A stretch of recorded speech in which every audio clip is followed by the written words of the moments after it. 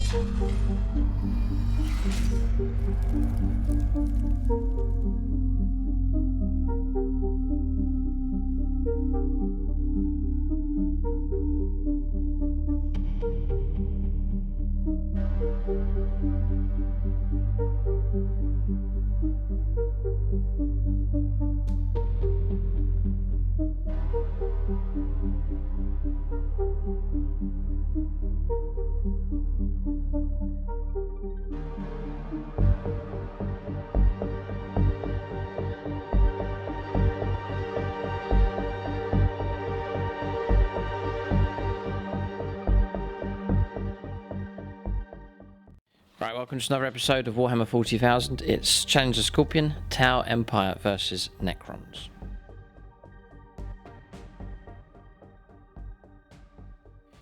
Right, welcome to this 2000 points game. So challenge the Scorpion battle, Tau versus Necrons here. So Necrons, one of the armies that's performed well on the channel, but a fresh challenge as they take on a completely different Tau force here, which we'll take a look at in just a moment. Before I run through the Necron list, we'll call out the patrons at gold level.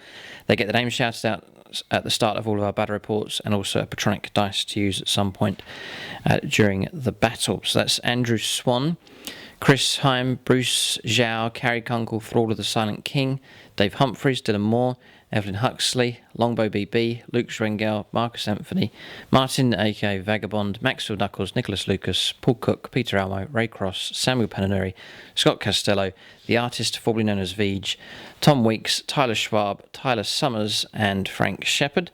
So big thanks to them for their support at gold level. I'll call out the supporters at silver level at the end of the game, and you can check out the end credits of the video for all of the Patreon supporters, including those supporting at bronze. And the proceeds are split 50-50. Half goes to the camera and gear fund for the channel, and the other half goes to SSWG War Games Club, which is my local club, and it helps support them. So 2,000 points to Necrons here. A slight adjustment to the current list, bringing back the Triarch Praetorians. I'm running double patrol. So costing 2 CP, extra 2 relics being taken, and Hand of the Pharaon being used as well. So dropping down to 6 command points here for this force. They're all running as Mefrit Dynasties. So that's Solar Fury is the ability at half range. It's an extra AP -1, and then plus 3 inches to range as well. So for example, Gore's Flayers range 27 instead of range 24. So HQ choice is taking 4. First is the Warden with the relic Gore's Blaster. So that's the Conduit of Stars, which is unique for the Mefrit Dynasty. Then taking the Overlord, who'll be the Warlord here. It's Ramses, Tachyon Arrow, and the Scythe for him. And relic being granted to him is the Veil of Darkness, the ability to be removed from the board, take a core unit with him, and then immediately deep strike back in. That's turn 1 onwards, that can be done. Then taking Catacomb Command Barge here, it's Taman Ra, Gore's Cannon and War Scythe being taken for him. Resurrection Orb, and then that Resurrection Orb is being replaced with the Relic Orb of Eternity, so more efficient Resurrection Orb being used on him. Warlord trait is Merciless Tyrant, so +1 strength and +1 attack for him. And then finally, the 4th HQ choice is a Technomancer here, taking the cloak. So that model just there. Then for troops, 2 units of 20 Necron warriors. Split 50-50, so half taking Flayers and the other half taking the Gore's Reapers. And then the 3rd troops choice is Necron Immortals, taking the Gore's Blasters for them. Then on to elites, Scorpec Destroyers across here, 6 of them, taking a Plasma Sight to go with those as well. And then on to fast attack, taking 10, so maxing out here with the Triarch Praetorians, Particle Casters and Void Blades for those. And then taking 6 Tomb Blades, Shield Veins upgrade for them, so 3+ save. Also taking the 5+ Invulnerable save upgrade for them. And then also their weapon is Particle Beamers on those. Then for heavy support, it's 1 Canoptic Doomstalker. And then finally, there is 2 Locust Heavy Destroyers. That's the list here for the Necrons. It will be a challenge for them as they take on the Tau. We'll see if they can endure Tau firepower. We shall have to see. We'll take a look now and see what the Tau have in their list.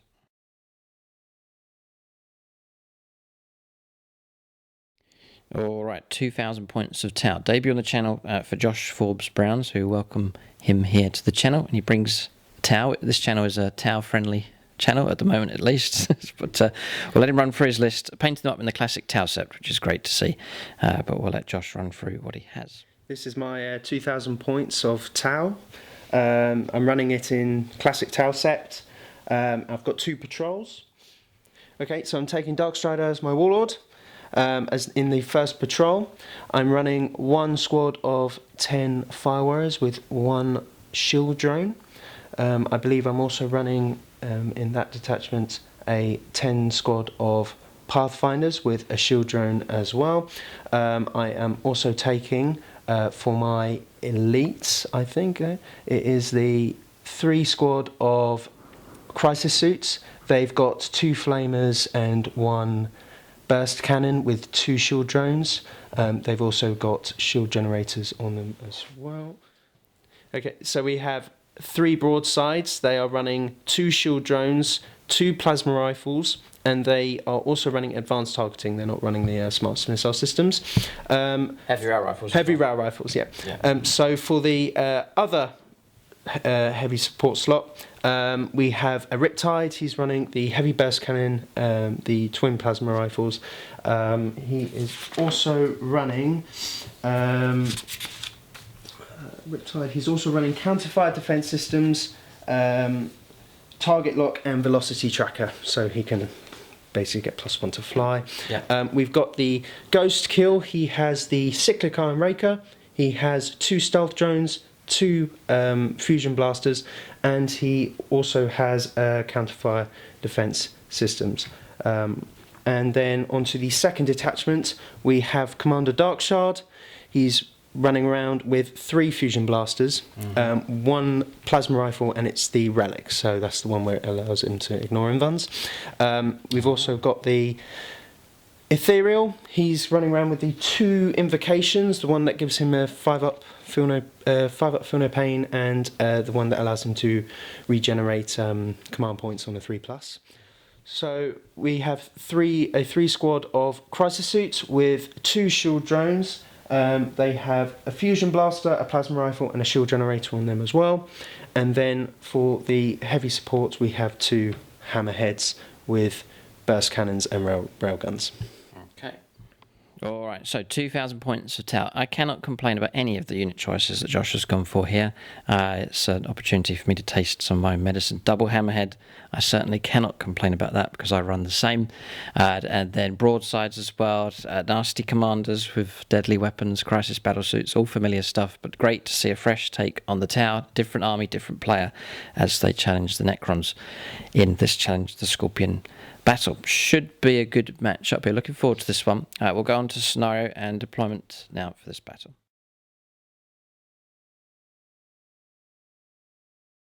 Yes, we're on scenario here. Just a couple of bits to mention from the list. So Darkstrider is actually going to be the Warlord of the Force, and he has taken a Warlord trait. He's taken his personal Warlord trait.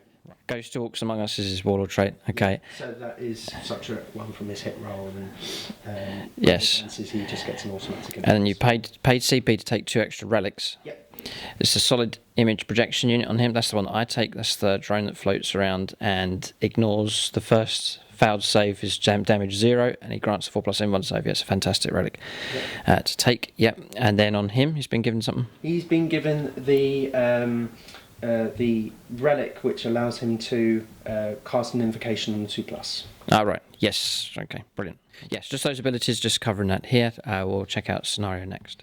Okay, so we have a scenario for this battle. Recover Relics, it's called here. It's the first mission for Strike Force size games from the Necron book.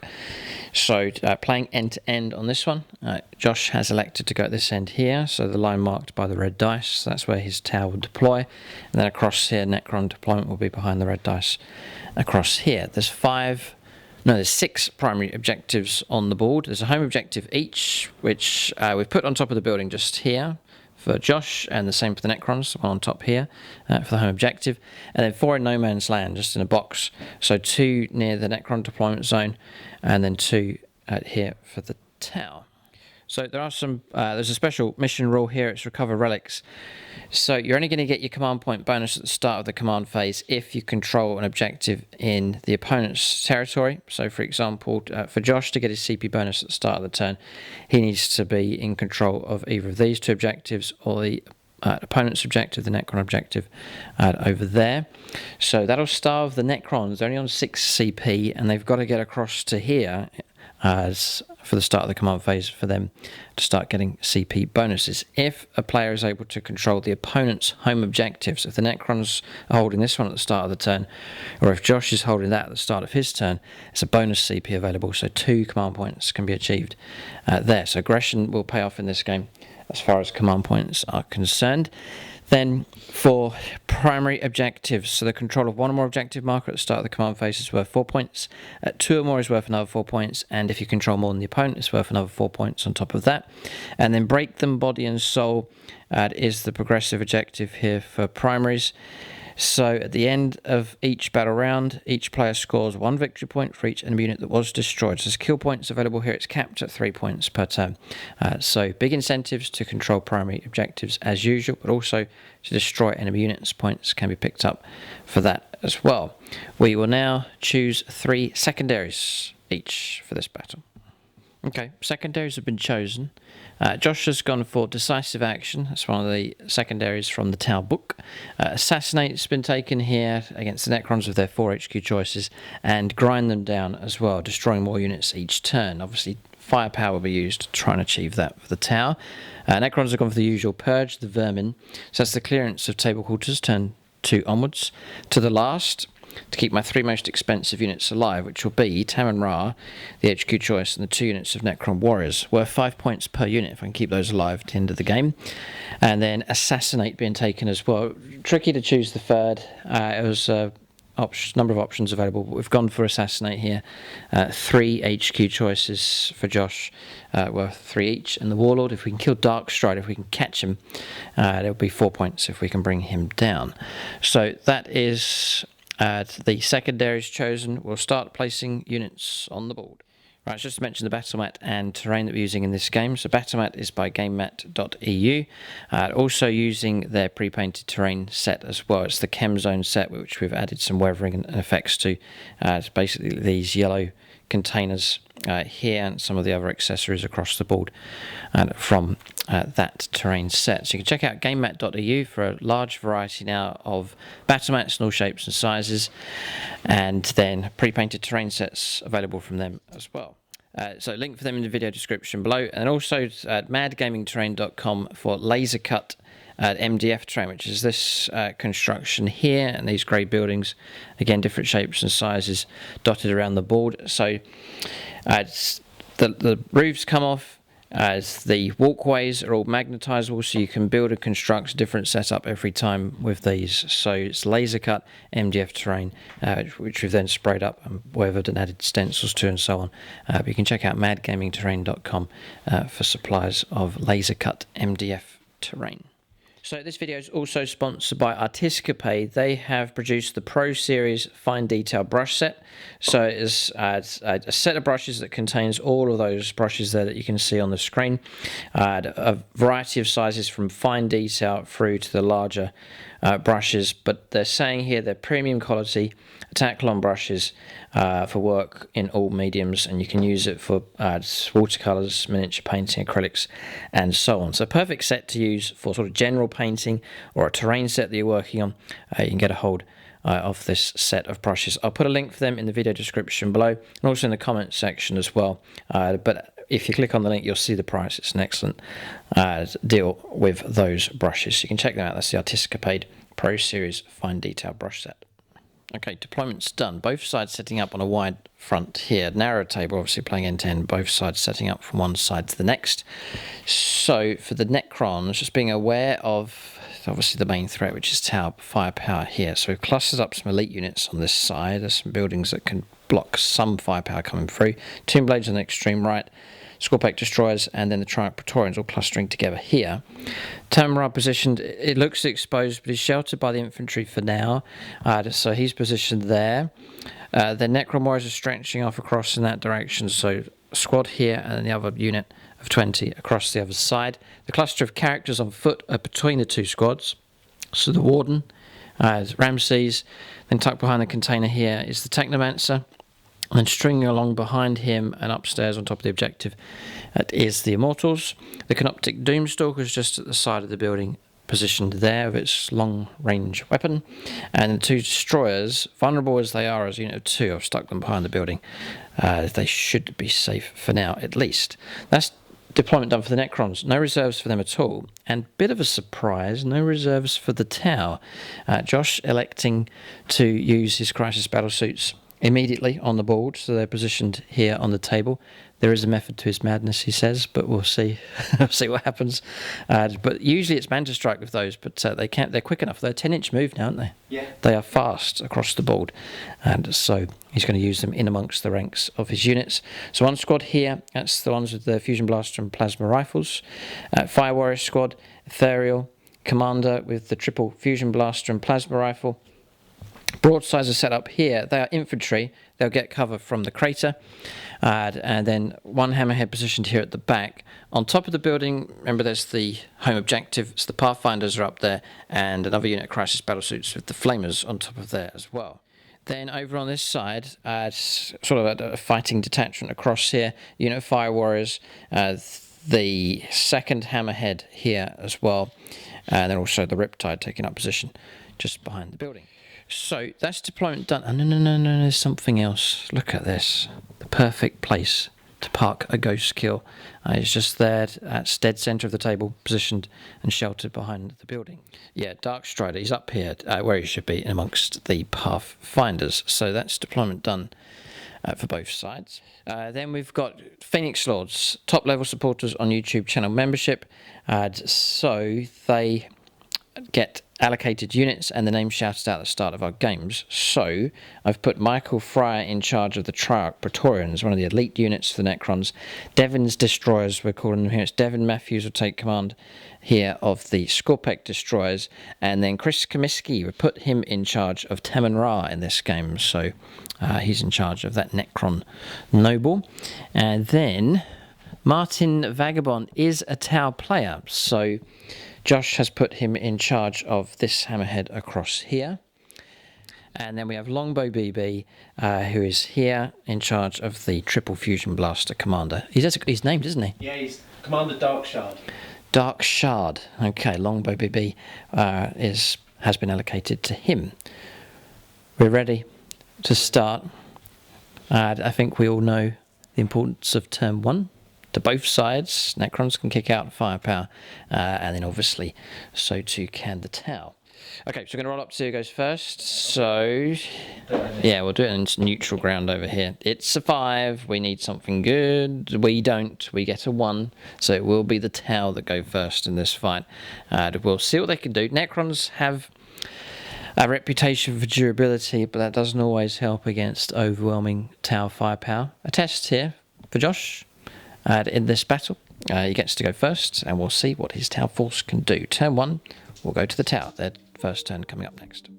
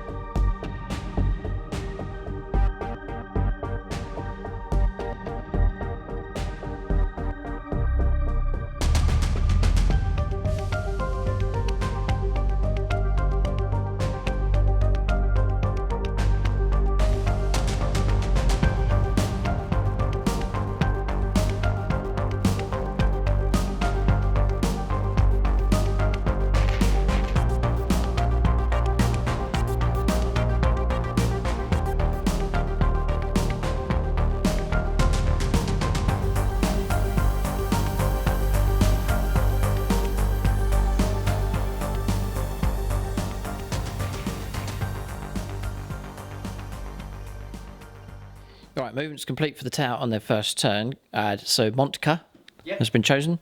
I can see its use here, where Josh is advancing with units, so making rapid progress up the board, and it means that heavy weapons can... All weapons pretty much count as being able to shoot. being able to shoot, as if they're remaining stationary, that's what it says.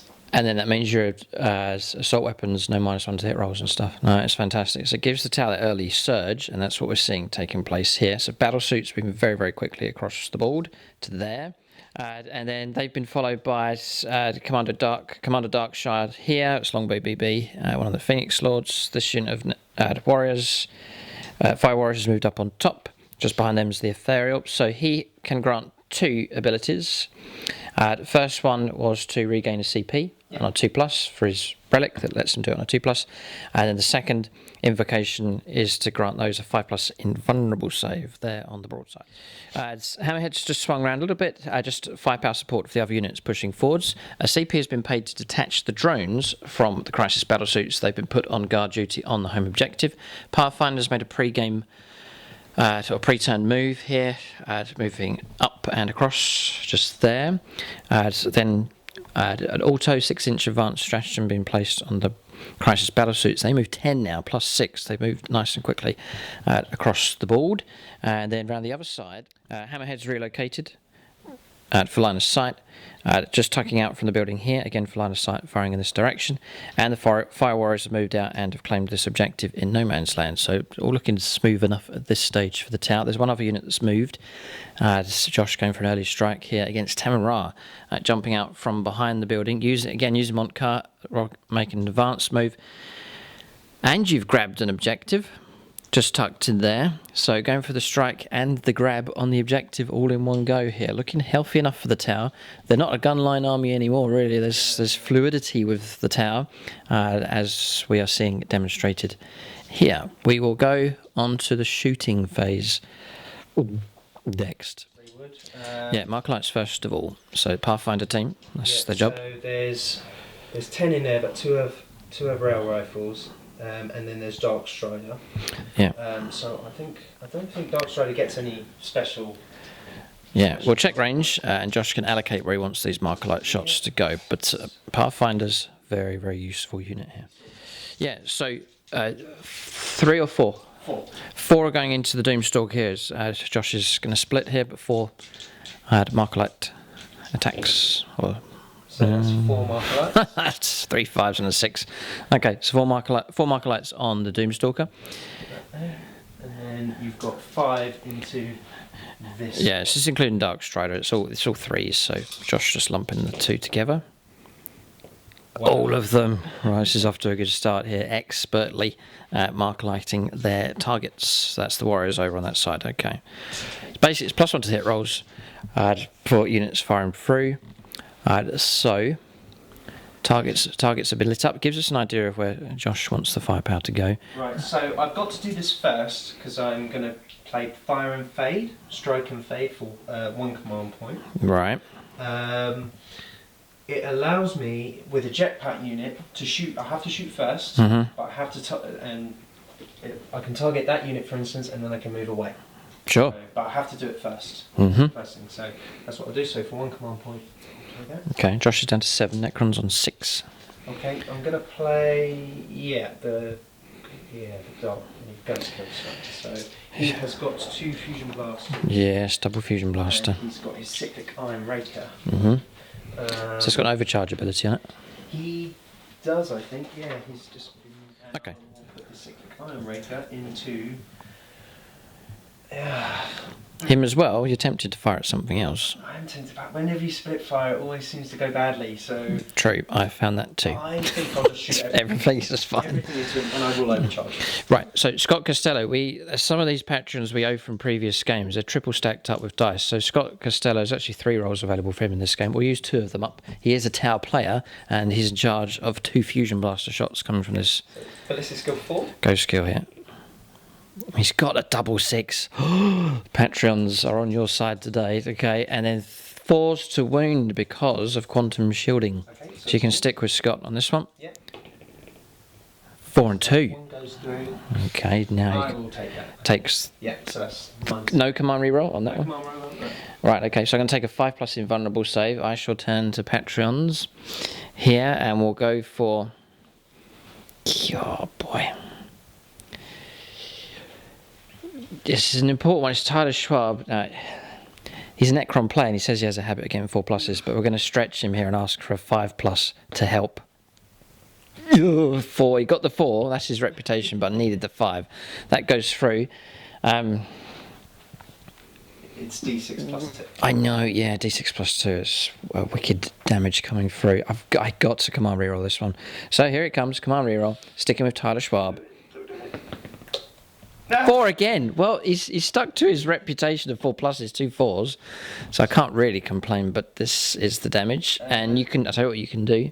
Yep. You can use up Scott's 3rd roll for your damage roll. Sure thing, so don't roll 2 dice anymore, is it?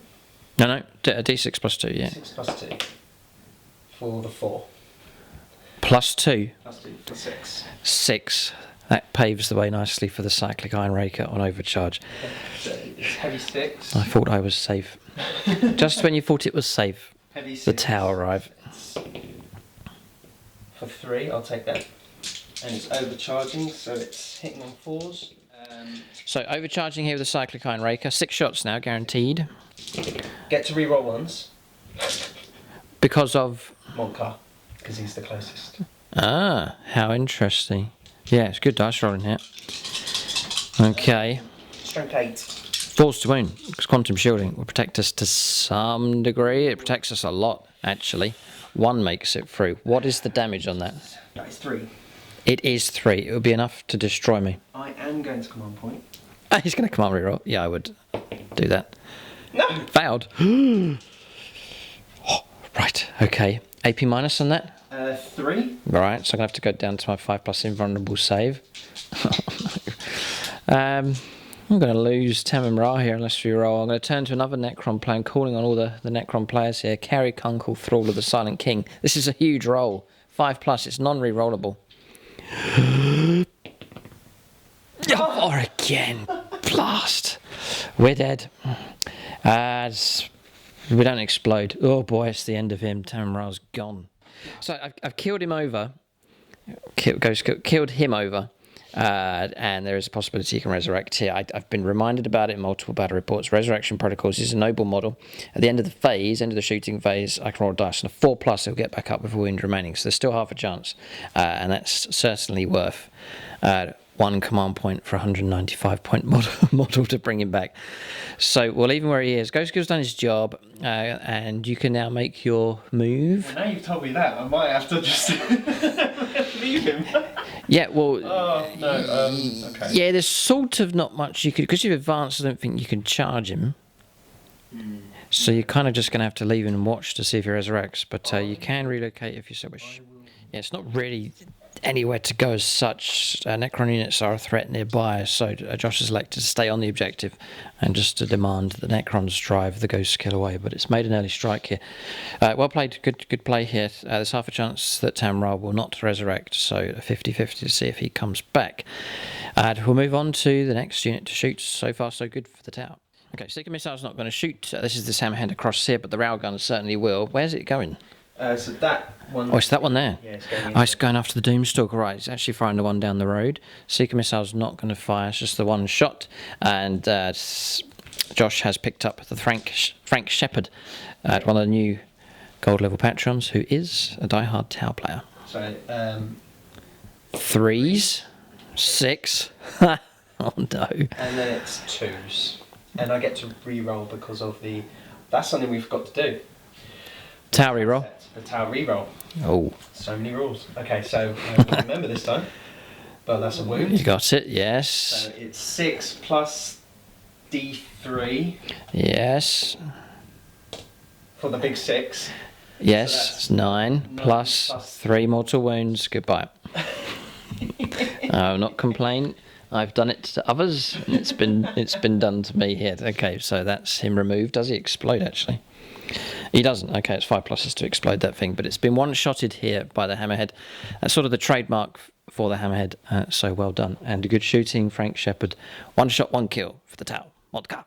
So Necron Warrior is going to be picked on here. This is by the Riptide, just crouched behind the building there. The plasma rifles are in range, and so too is the Heavy burst cannon. Heavy burst cannon, that's right. Okay, so And it's been Nova charged here, so it's 16 shots available. 16 shots. I think with the Tau, if you deliver an early blow with firepower, it's hard for armies to recover from that, especially if that army is based on firepower, which the Necrons half are based on firepower here. But we'll see what happens.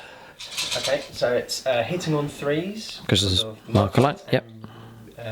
Nope, it's hitting on 3s. Yeah. Remember from last edition.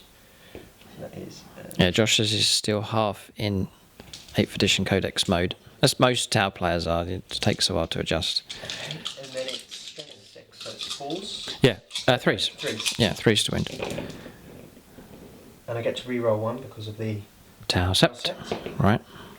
So that is That helps, yeah. 2, 4, 6, 8, 10 at -2. -2. Okay, so we'll have a little look for Munitorum armor container saves here. I think we're in range and can claim a bit of cover. So we'll go 5 pluses. I'll do a few dice here and then see what the situation is. Ooh, okay, so we've lost 2 so far. So that's all right. I'll go ahead and roll these ones as well. And we've passed another 2. So we've lost 5 in total. So I've taken the ones that were claiming cover. Coherence is all right, and then we'll go for Resurrection now. Have you got any more firepower against it? 2 plasmas. 2 plasmas. Yeah, go ahead and do those. Yeah. 3s, and then it's 2s. 2s. Get through. No. No, that's it. Yeah, 1 goes through.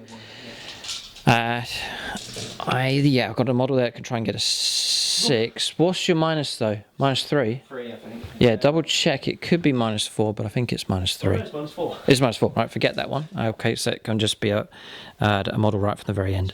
No, right towards you. Oh, Yeah, he can disappear. Yeah, because it can be any model. Doesn't matter. So it's lost 6. So we'll go for reanimations. And we'll put 2 back on the board, so 4 casualties taken. All right, a couple of rail rifle shots going to fire from the Pathfinders. Going to go down here and into the Necron Warriors. So Josh is going to use Patreon. Says Peter Almo, he's owed 2 dice from previous games, so a double shot here with the rifles. Ooh, I'll re-roll that. Tau reroll. Tau re-roll. Go ahead. Yes. Yes, because Marker Light being used again, yeah. Marker Lights has been very, very useful. That's 2 at -4, I think. Yes, so you're going to cut straight through. And a 3 damage apiece. Yeah, no, Necron Warriors, they'll be pulverised. Now, the question is, at what point do they score mortal wounds? Is it on 6s, or if you just cause a wound? On 6s. Fine, that was 2 4s. Yeah. Okay, so yeah, take 2 from the ends just there. And I think that's the Pathfinder's finished, so I'll try and resurrect. Which we do 1, so 1 can go back to where he was. You just want him back. Really, Yeah, or put him, in fact, put him ahead. There. Perfect, that's it. Thank you very much. And then there's 5 casualties in total on that squad. Okay, so this Fire Warrior squad here, now usually in the previous edition, 10 shots from those, not too scary, but with the help of a stratagem, Josh is going to get 20 shots from them, and they're going to come for an extra AP minus. Is it going to be AP -2 in total then? Yeah. Yeah, nice. So we've got no cover at all on these, but no marker light hits. So it's going to be 20 shots, needing 4s for hits. Okay, 20 shots. 4s. Needing 4s. There's a Tau reroll available. I do get to re-roll a Tau re-roll, so that is hits. Get scores a hit, nice. Take those ones away. There's a 3 in there. Oh, That was can that? go. Yeah. 3s to wound. 3. And there's a few. And these are nasty because they're -2. We can't claim cover. There's no models that can gain cover, so we'll be on 6s. 9 to block. Yes. It's a good volley. And we block 1. So we're going to take 8 casualties here. Ouch. So 8 casualties taken. I'll try and resurrect it. Needing 5s. So 1's going to get back up. We're Necron Warriors, so we're going to reroll 1s. 3 will get back up. Okay, so we'll put 3 back in. Okay, so It's good watching this Tau Force in action. I'm getting the urge to use my Tau army again. The thing about Tau, if you're a Tau player watching this, you have to be unrepentant of the new codex. Don't apologise to people. Just use the rules and make no apologies for your shooting phase. That is the one area really where they've got no psychic phase. Close combat, it's just one of the worst factions. So you are meant to be powerful in the shooting phase. So Tau players just have to play it as it is, ignore the complaints, the pleas for mercy from people, and just shoot stuff to pieces. And that's what's happening here for the Tau. So we're talking about this shots coming through here. So this squad's going to offload everything they have: fusion blaster, plasma rifle, and cyclic iron blaster. It is a built-in -1 to hit rolls though against Tomb Blades. It will be 5s for hits coming through. Are you supercharging on these? I probably would not be a good idea to. Okay, you're going to leave it. All right, so just regular shots. So you can roll everything together if you so wish. Do the plasma rifles first. Okay, so 3 shots. Yeah. 3 shots. There's a Tau reroll here. They've all missed so far. Tau reroll. No. And missed. Okay. So what's the buff from the Enforcer battlesuit? Just to reroll 1s. I think. Just roll a 1 now. Roll a 1. Although you know that one was from a reroll. Wasn't it? Yeah, you can't reroll. Okay. So that's fine. Fusion. Fusion blasters, yep, 3. -1's clearly. Okay, so that's 1. I do get the reroll. Yes. Oof. Okay. Do I do that? Yeah, I better. Tau sets. No! Okay, so that's 1. Strength 8. Yes. Toughness 5. 3s for a wound. No. No. Okay. And then They have a built-in -1 here with these, and it's helping against unmarkelighted unit firepower coming through here. Quick iron rakers. 3 shots each. Yes. So 5s again. Get to reroll that 1. And then you're looking for 3s to wound. Yes. 2. 2. And they're not that great. -2, I think. -2, yeah. 5 up armor or invuln save either way. We pass 1. And then it's. Oh no, it's when he dies. Yeah, it's 1 damage, so we take a wound. Okay. On one of those. Sorry, it's just getting over the. Josh is just crossing over into the new codex here, so there's some adjustment to do, but so far so good. Hammerhead, we're saying no target for him. The Necrons have managed to hide themselves around here well enough, and there's no targets across here. There is a possibility of shooting across the roof, but we're playing these as obscuring, so the terrain goes right up into the sky, it counts as, so the Hammerhead can't see. Oh look, can't you see through here? I can shoot the Necron Warriors. Okay, so firepower available with this Hammerhead. Yeah, it's submunition out of range 36, but a solid railgun shot will actually kill 4 Necron Warriors because of the mortal wounds that it causes, so just get that hit. I will use a... Oh, Patreon, go ahead, yeah. I'll use Longbow BB. Use up one of his, yeah, he's owed 3. So, it's 3s, because it's shooting into the marker-lighted... target, yeah. Yes, okay, and then it's 2s. 2s to kill 4. Yes. Nice, okay, 4 Necron Warriors will go. It is a shooting attack, so I do get to reanimate. So 5s, just the 1, so 1 can go back. Do you want yes, fine, yeah. And then Josh will give me those, and he'll mark up to 8 casualties there. So morale will be a bit of an issue for that squad as well. All right, Tower Commander here in range of the bikers. 3 fusion blaster shots and a plasma rifle. He could cause trouble. He'll be on 3s. He will be. Yeah. Okay. So into the bikes. So it's 3 fusions. So Samuel Penanuri here. This is 3. He's owed 3 as well, so 3 shots are going to come through with him. Okay, hitting on 3s. Ooh, yeah, okay, there's a 1 there, yeah. Okay, so... Does he give buffs to himself? He's got the Tower reroll available, but the ones, rerolling ones, no, I don't believe so. I think it's core units. Okay. You can check if it's core and character. We'll just have a little look here, because he might be able to help himself. I don't think so, but it's worth a look. Yeah, it's core only. Okay, so I will do that. Okay, so here comes the Tower reroll. No. Okay. Okay, and then it's strength 8. 3s to wound. Yes. Both go through. We'll go to 5+ invulnerable saves. I will ask for help from the Thousand Suns. A bit weird. The artist formerly known as Veej. 2 rolls owed to him. 5+. No. D6, yes. Just roll 2 dice. Don't get any 1s. Fine. Okay, 2 slain. Oh no, there's an auto kill actually on 1, and then Josh has rolled up that one. That's fine. So 2 dead. We'll wait and see what the plasma rifle does. Yeah. So that's 3s. Do you like Yeah.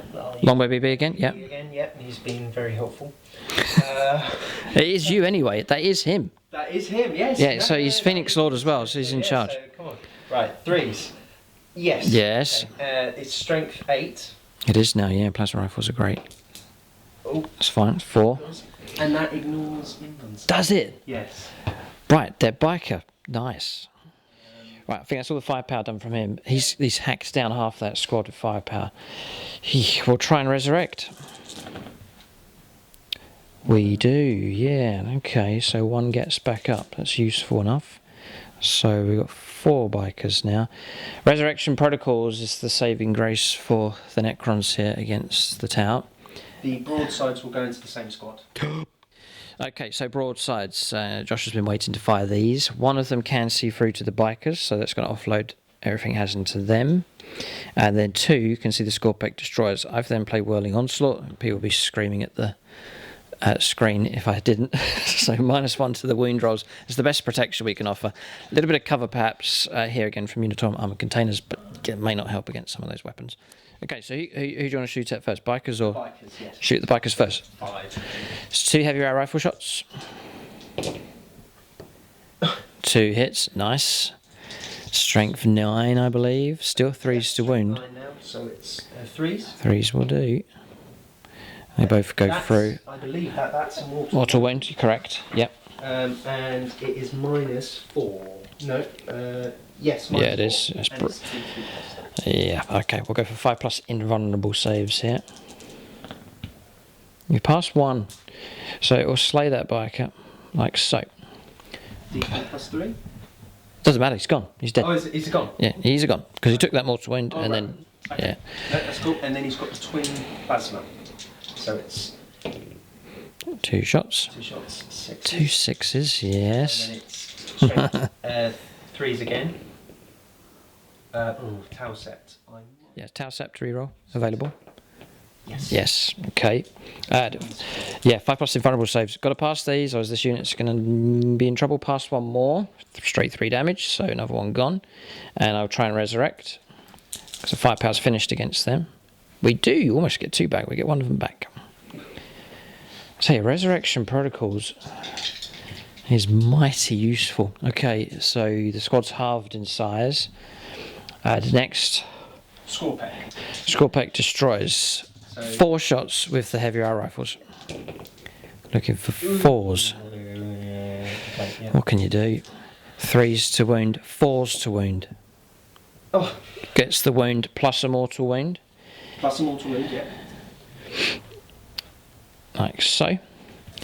I'll take note. I'll put it on the guy that's claiming cover, and try and get a 6. No. So that will slay him. Like so.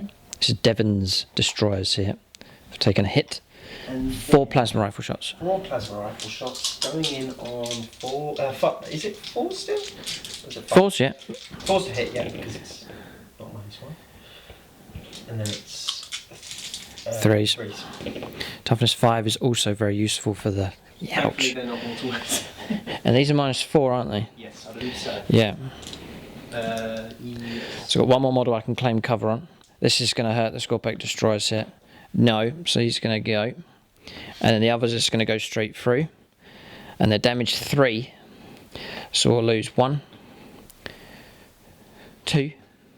There's a 6 on there for cover. No, and that's that one there. So I've lost. God, I've lost 5. We're going to get a large reanimation protocols roll. The ideal situation is to try and get 2 of these back. But we shall see what we roll up here. This is big here. Necrons are going to take a heavy blow if we do not roll well. Have we done enough? We've done enough to get 1 back. So 1 will return to play. Like so, we'll put him just there. 2 of them, if they're angry enough, could still cause trouble. But it's a deadly blow against the Scorpec destroyers. They've been hurt here. Yeah, I've positioned him there. Those 2 remain. I need to mark up for morale. Morale should be okay. I've only lost 4, but that's that done. Anything else? Is the I don't know whether the followers can actually see anything now. Yeah, we'll have a look. See what these guys can see. The range is good. Range 36 now. Yeah, 8 shots of Fire Warriors here. You can see at the Packers. 5s. 5s. Towel set. 2. Yeah, you could do it now. You could save it for a wound roll. Gets the hit. Well done. Okay, 3 hits come through. Be forced to wound. Yeah, strength 5, toughness 5. Just the one? Just the one. -1. Yeah, -1. 4 pluses. Nope. So we'll take a wound. That's okay. Happy enough to take a wound. And that's it. Oh, okay, right. 5 powers finished. That's the big event for the towers, their firepower.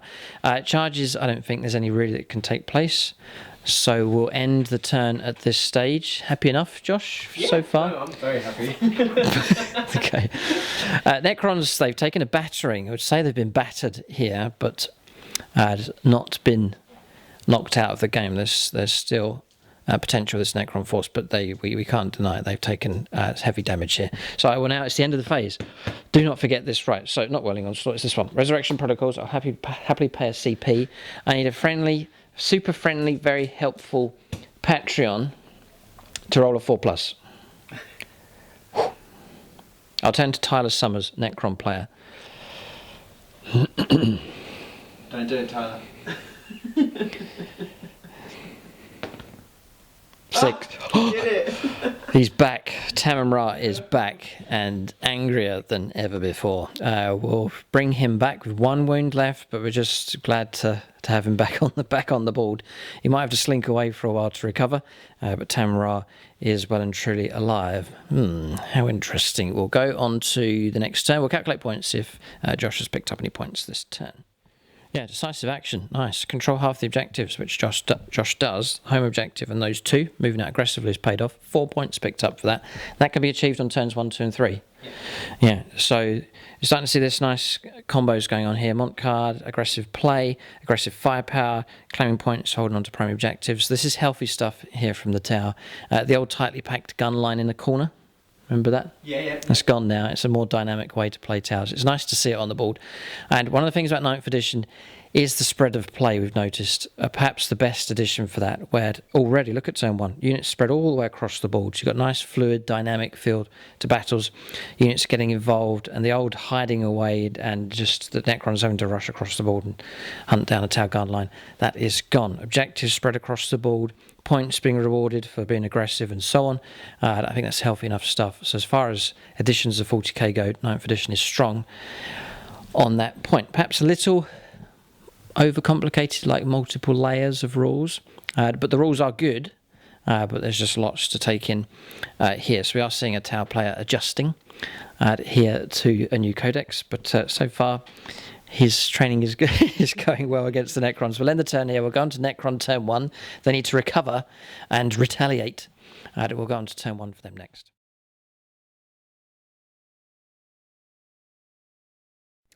Okay, so just at the start of the turn for the Necrons, just on their command phase, a bit of morale to resolve from last turn. These are all auto-passed across here, no problem, just not enough damage coming through, enough casualties coming through. Necron Warriors here failed, and we lost 2 more. And Necron Warriors across there failed as well, and lost 2 more as well. And those models can't be reanimated because it's a morale phase issue, or casualties that have come through. So I'm going to use my Resurrection Orb here. That's why I stretched this model out. It's 2 inches coherency, and he's reaching across to him. Okay, so bit of 40k trivia here. I think we can do this. We've resurrected 3, and I've strung them out across here. By reading as reanimation protocols, I think we can do it. We can't do that if it's the charge phase. You can't stack towards the opponent if it's the charge phase. But this is command phase. So resurrected 1 to there. For coherency, it's a squad of 5, so I can stretch the other 2 out to here. Correct us if we're wrong. But we think that is possible to do that. But I think you're getting the idea of the target we want to try and go for with these. It is the Crisis. Oh boy, this is the Crisis battle suit, so it could be something else. So think about where we put this model just here. There might be a little bit of an adjustment going on here.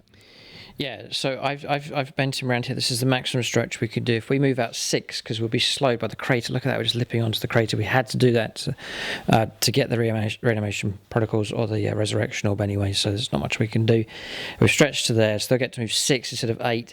It will mean an 8-inch charge, I reckon, to get in amongst those if they survive Overwatch. Or we can go across here. So we're not sure what to do, but we'll go on to the rest of the command phase and the movement phase for the Necrons here on their first turn.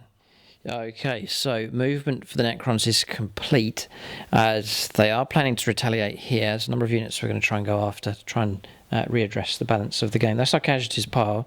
So Necron Warriors have been battered. Team Blades have been hit. We've done well to resurrect almost back to full strength the Scorpion Destroyers, and we've lost some of our firepower as well.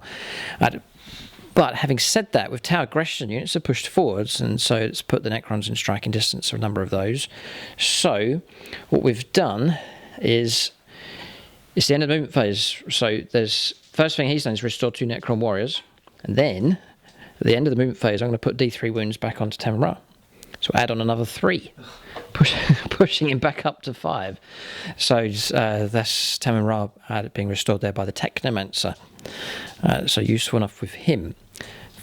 We have jumped with the unit of Necron Warriors. Both basically is a dozen in each, squad of 12 now for both of those. Those dice just marking how far we could jump to have to be 9 inches away from enemy units. It's like a deep strike. Tamar's with them, so they've moved further up the street basically to get further ahead and to get within better range of their firepower. The other squad's gone up on foot. Behind them is the Warden, and then stretching out here, keeping coherency all right for coherency of these, but stretching out the Immortals to lend some firepower support, but at the same time hold on to the objective. Coming out from behind the building now, emerging with the 2 Locust Heavy Destroyers. I think they're going to try and pick on the Hammerhead. Yeah, just a scary moment there. I wanted to check the range. Range 51 with these. They're range 48 plus 3, and they are in range quite comfortably of the Hammerhead that's all the way up the other end of the board. So we're not going to try and stretch these. It's too far, and then Overwatch might bring us down. So we've come across in this direction instead with the Scorpion Destroyers, Plasma Sight with them. Bikers have jumped across. I think we're going to try and target the Warriors. Tamar's gone to there, so shielded by these. And the idea is to jump these in. It's the Michael Fryer Praetorians to take on the Ghost Kill. So lots of targets for us. We'll go on to shooting phase next for the Necrons on their first turn. Right, here we go. They can be a little bit hit and miss. They haven't been blessed because they were too far away. I hit them instead, so they'll be hitting on 3s. It's the Locust Heavy Destroyers. We'll go to Ray Cross here. We've stacked up 3 dice for him. We'll take these 2 red ones for the 2 shots. Single shots. If we can get these wounds, hit some wounds through, there will be trouble for that Hammerhead if we can. It's a little bit like mini railguns, sort of.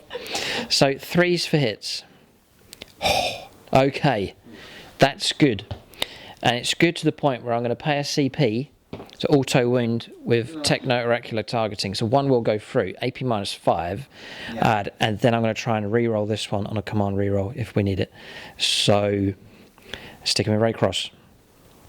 It doesn't, so I will then command. Oh boy, I will then command re-roll this one, needing a 3.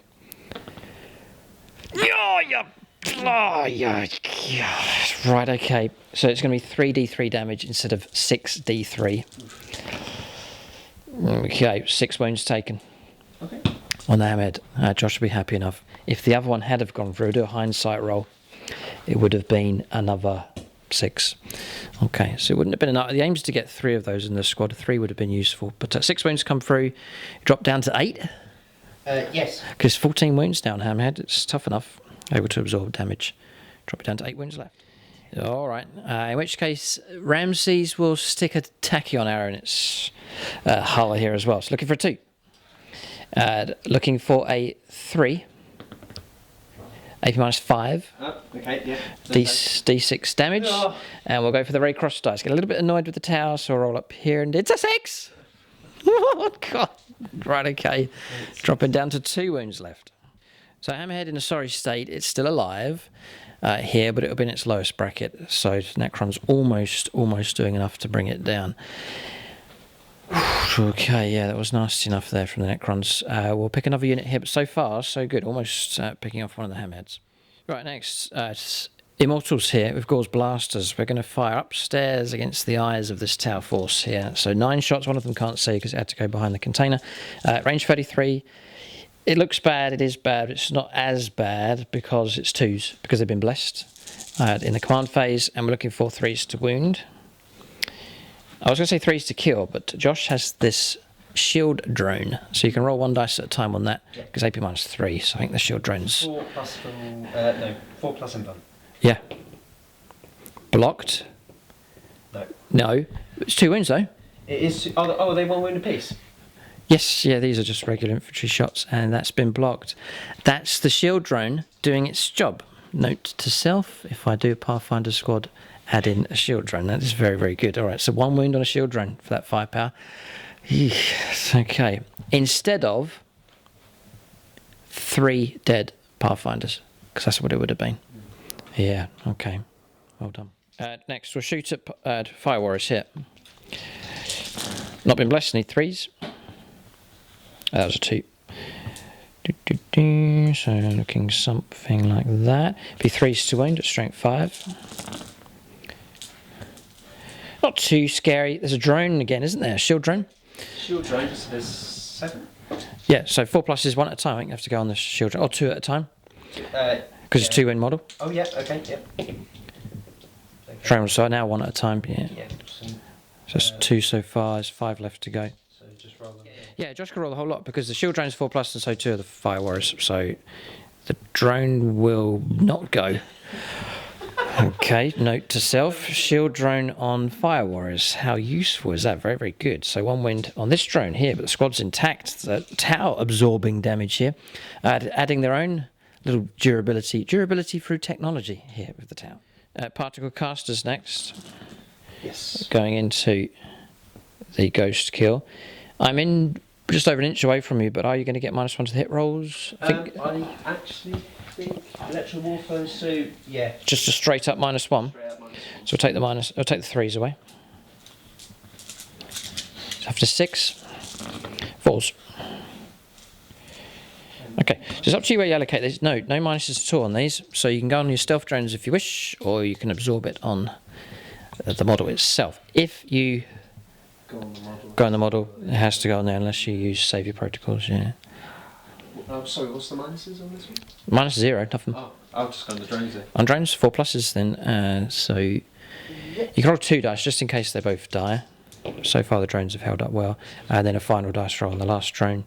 Holds, right, 1 drone slain. This is frustrating the Necrons here. We're not getting through to the main targets. Drones performing their protective duty. Yeah, we'll do Samurai into the ghost kill. So I need 3s. Yep. 4s. 1 goes through.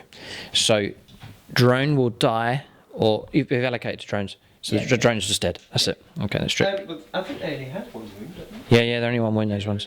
So I can just allocate it to So you can go. Yep. Okay, just stripping those away, just to help out the Praetorians a little bit.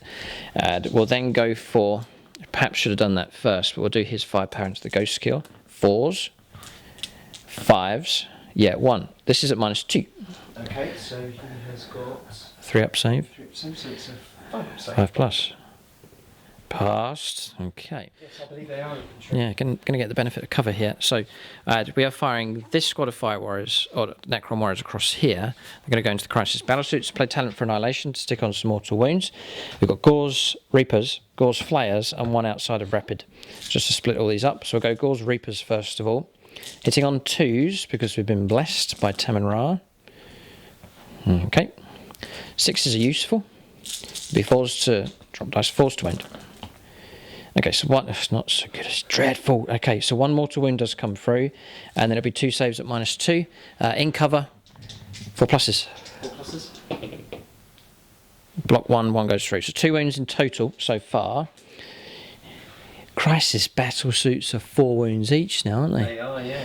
Right, okay, we'll do the non-rapid fire flayer, which hits and does not wound. And then we'll do the flayers here at rapid, all hit. 6s will help a lot. So we do max out on our mortal wounds. So it's going to slay a model. And then we're looking for wounds. Yeah, 6 wounds come through at -2 for rapid. So that will give us saves of 4 plus.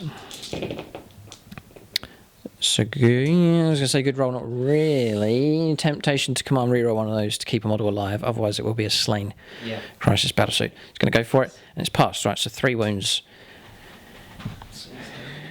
Yeah, down to 1. Okay, so as the next squad, it's this squad across here. There's 2 Reapers. We'll put those into the crisis battlesuits, and the rest, the 10 Flayers which have kept alive, will go into the crisis or into the strike team. So Reapers needing 2s. And then Reapers needing 4s. Yes. Okay, so -2. Okay, so 4 ups. Yeah, 3 dice. Oh, passed. Well done. Good dice rolling. And then we're looking for 2s to hit. And this is into the Fire Warriors. This is into the Fire Warriors, yeah. I think they're dead. Yeah, well, you've got a drone. So far, the drones have been good. Okay. 12 wounds come through. Now, that would usually cause big trouble, but there is this drone which can be rolled up 1 at a time. Right, okay. You can go for it. Yeah. Here's Paul Cook here. Yeah, okay, I'll use Paul. Start with him. Keep rolling dice for every 4+ you get. Failed. Okay. Okay, right, so drones, right, we've got 1 wound left. So, no. Right, so that's gone. So that's 2. So now you can make 10 saves of... Yeah, you can get a bit of cover on a couple of these. So maybe just roll... There's 3 of them claiming cover, so you can roll those first. It'll be 6s. 5, sorry. 5? Yeah, because it's -2. Okay, so I've got 1. And then the other lot is 6s. Now you allocate models. You keep going for that guy that survived. So one dice. He still survived. No. And now he's dead. No, he's dead. And 6 on 5 dice. 6 on 5 dice, Yeah. We've got 1. Alright, okay. Damage coming through here. Yeah, they've been hit hard here. Drone absorbed some damage, perhaps kept some of the squad alive. Josh will keep models, the squad leader, and another model on the objectives. He'll still get that primary. Okay, so tactically it's not so bad. He'll be glad to keep a couple of models on that primary at least. It's quite significant actually, that one. Well, not really, because you don't hold more than us. So the third objective is not as important. It's not too. You'll still get your 8 coming in at the start of the next turn. Josh is very comfortable on these 2 at this stage. Firepower's done. Necrons have caused some damage coming through. All right, we'll go on to. This is where we have close combats. So we have firepower, but then there's the ability to charge and cause damage in close combat. This is where we could cause perhaps more trouble than the shooting phase. But we'll see what happens. We'll go on to charges. There is the possibility of Overwatch here, so Necrons need to watch out. We'll go on to charges for the Necrons next. Okay, so charges taking place. Triumph Praetorians made it in. I had early warning override, is it? I think on him. Yeah, so 5+. Josh did go for Overwatch and took out just the 1 of the Triumph Praetorians. So down to a unit of 9. We then charged across here. 10 Ras charged in. So Necrons fancying themselves here at this point in these 2 combats. So pick a combat and resolve the attacks. Plasma Sight went nuts, or made them go nuts. So they've got +1 strength and +1 attack as well. Right, so Scorpic Destroyers, we'll do those first. That's their attacks. The grey are the Threshers, I think it is, the ones with the damage 3. So we're looking for 3s to hit here. There are drones, shield drones actually, that can absorb some of the damage. They will be called upon to help in this situation. So I have built-in reroll ones for hardwired hatred. It's mechanical hatred that they have of the Tau. The young race versus the ancient here. Yeah, there's trouble here, Josh, for you. So I would say that you're probably going to try and block these ones with the shield drone. These are the damage 3s. Oh, okay. All the 6s. What is it? No. These, all the reds are straight damage 2. All the greys are damage 3. Right, okay, so... Sorry, evil love. So 2 rolls of 4+ invulnerable saves. Right, okay, I'll do these 1 at a time. Okay. No. Oh, no. And oh, no. Okay, so you can command reroll one of those if you so wish, or if you think you're going to die, just leave it. I think I'm just going to die. Okay, it's 2 of those, like so. And then the other 2 that go through will actually hack down 2 battle suits. They have got shield gen. Do they really? They do. So in which case, 4+ invulnerable save on 4 dice. Okay, right. That was a good bit of upgrading you've done there. Right, so it's 4+. Blocked. No. Not blocked. How much damage is that was 3 damage. Oh. No, okay, so that's one dead. Yeah, shield general on the next. No, Youch. another one. Okay, and then you've then got 13 saves of 4+. Okay, and these are 2 damage. They are Okay, so how many, sorry? 13. 12, 13. Okay, What can you do? I'll just do this one at a time. Okay, so That's a dead suit. You've got 1 wound left, and you need 8 rolls of 4+. No, it is. They're gone. They're gone. They've been destroyed. Scorpic destroyers have plunged in. They should be gone. There should only be one of those left. But reanimation protocols and the resurrection orb from Tamra has meant they plunged in at almost full strength, and they have decimated the Crisis Battlesuit team. Yeah, so well done to Devon's unit. They now find themselves just there. So to consolidation move, yeah, we pushed forwards a little bit here. No doubt they're going to attract some attention from the tower. Can't let those things run around over on this flank. We'll go to the next combat, which will be the Triarch Praetorians. I'll go Tamra first. We'll do him first. So 5 attacks of him in 2s. And then we'll need 3s. Yep, 8 damage straight up. You got an invuln save? I don't. 8 damage, save you -4. 4 wounds left. Okay, down to the Triarch Praetorians. That's his chariot runners, the 2 work as a pair. So they'll use their void blades next. Good hurt. 4 wounds left. This is the attacks. 36 attacks coming through with these. They're looking for 3s for hits. We should do this. We should, but we'll see what we get. Just taking away all the ones that have failed. It's pretty average. So far so good. Then we're looking for 5s to win. Strength 5, toughness 6. Okay, we need a good roll here. Oh no. Oh no. You could stay alive if you roll a 6 on 4 dice.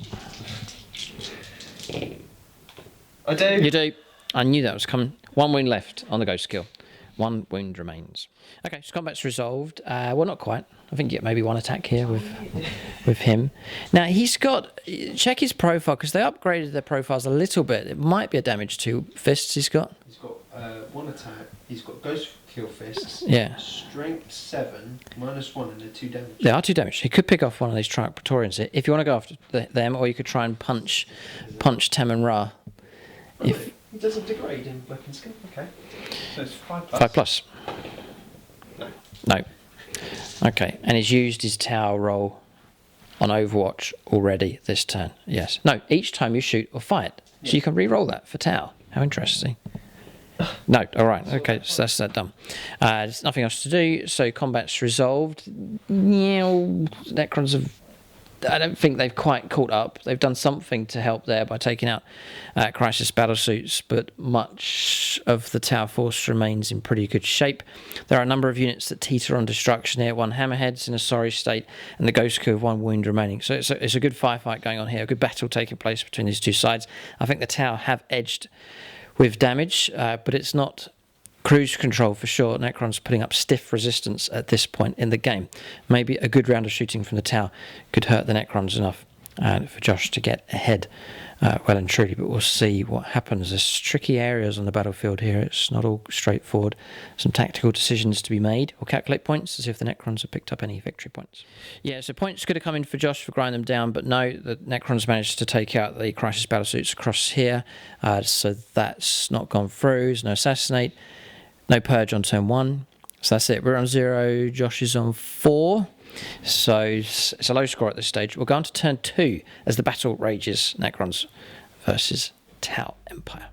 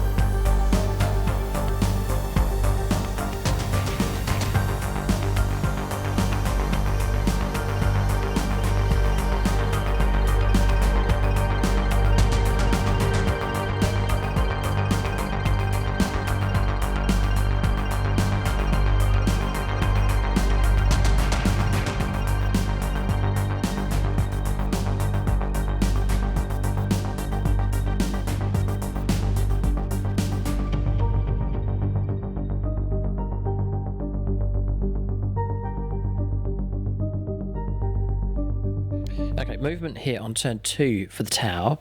Ghost Skill is going to remain in close combat. He's a monster and battlesuit, so he's happy enough to fire where he is.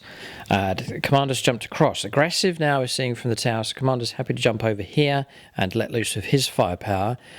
Broadside still on Monk Car, so advance as can be made and still shoot. No -1 to hit rolls, no -1 for advancing with assault weapons. So push through here. A 5 rolled, another 10 inches, gone with the broadsides. Fire Warriors holding position, Pharaoh holding position. Hammerhead, the fresh one, moving up on top to provide some support over on that flank. The Pathfinders happy enough to sit where they are. They're in a good position to lay down multiple Markerlight shots here against Necron units. And then across here, a good roll for advance. So a huge move made by the Riptide. Fire Warriors just tucking into the terrain just here. We're going to hold on to that primary objective. And the Hammerhead on 2 wounds. Did it really move? Didn't really? No, it doesn't need to. No, he's going to sit where he is and continue to fire despite the damage. So we'll go on to shooting phase next for the Tau on their second turn. Yeah, Pathfinder team. The great thing about Pathfinder team, individual models, you can split your firepower up quite nicely. 3 going in here, 2 going in here, and 3. So it's going in there. 3, 2. Okay. So it's into there, 3 ups. Just the 1, but it may just be enough for what Josh is planning. Okay. 2 into here. 2 into there, yeah. Double 6, nice. So mark that up with 2. And then 3 is the score packs. Okay, so just going to put that. He's using his own Tau dice to mark these up here. Only 1. Just the 1 into the score pack destroys, okay. But hit on each at least. Okay. I take it 5+ feel no pain granted to the Fire Warriors. Fire Warriors, yeah. Okay. And did you regain yourself a CP for the other ability? Okay. I didn't actually add it back to my pool. Yeah, back up to 3. Necron's on 0. Yeah, Necron's on 1. Josh on 3 now, regaining through the Ethereal. Both of us starved of picking up CP because we're not on the opponent's territory objectives here, which is annoying for both sides, especially for the Necrons who started off on a low amount of command points. So Markerlight's done. I've actually got Dark Strider left. Right. Yeah, so I didn't actually shoot them. Yeah, Put so them into the score picks as well. So a single shot into 3. Yeah. Yeah, well done to him. So that pushes it up to 2 in total. Okay, so targets Markerlighted up here. Look at this, like a central nervous system here with this unit, distributing Markerlight hits across the board to help out their fellow comrades here, all for the greater good. Yeah, bit of 40k trivia here. Just had a little conversation about what can be done with the ghost kill. So there's a stratagem called Strike and Fade. Strike and Fade. Okay, so the idea Josh was talking about was shooting, then playing the card, and then getting out of there, making a 6-inch move where he would be able to escape. We're just checking the word of Tau players may find this interesting. So the wording of it is that you can make a normal move after you've shot. So the idea was to shoot and then make that normal move, in which case fall back and get out of close combat. But just checking the core book. Here, the definition of a normal move is just a normal move. Just you move up to the inches that you can move. An advanced roll is not part of a normal move. Neither is remain stationary and neither is fall back. So we don't think, correct us if we're wrong, but don't think you can use that stratagem for an evacuation out of close combat. But trivia aside, we'll press on to a unit to shoot with. So submunition you're thinking of doing? Submunition or Fire and Fade with a different unit. Right, Josh has to do that first with Fire and Fade, so he's making a choice now whether to do that or not. Okay, so Fire and Fade is going to be used, but not on the Ghost skill, it's going to go on the Commander here. Okay, so 3 Fusion Blasters. They are going to, I'm going to use how many are on there? There's 2. Yes, there's 2. Yeah, this is Markerlight hits. Just think about whether to shoot. I'm going to shoot the Fusion Blasters into the bikes, and I'm going to shoot the upgraded plasma rifle into the score packs. Try and pick off one of those. Fine. I'll go for. I'm going to pay my. I'm going to use up my command point and stick Whirling Onslaught onto the score packs yet again to try and keep them alive as much as we can. So I'll use the plasma rifle. Yeah, I'll use the plasma rifle on there. On a Patreon? Yeah. Patreon, okay. I'll shoot with the Fusion Blasters first. So hitting on 2s. 3s against the bikers. Markerlight's +1 blessed. Markerlight's +1. 2s is. So 2s. Well done. Okay, so I. Tau dice now. Okay, here it comes. Yeah.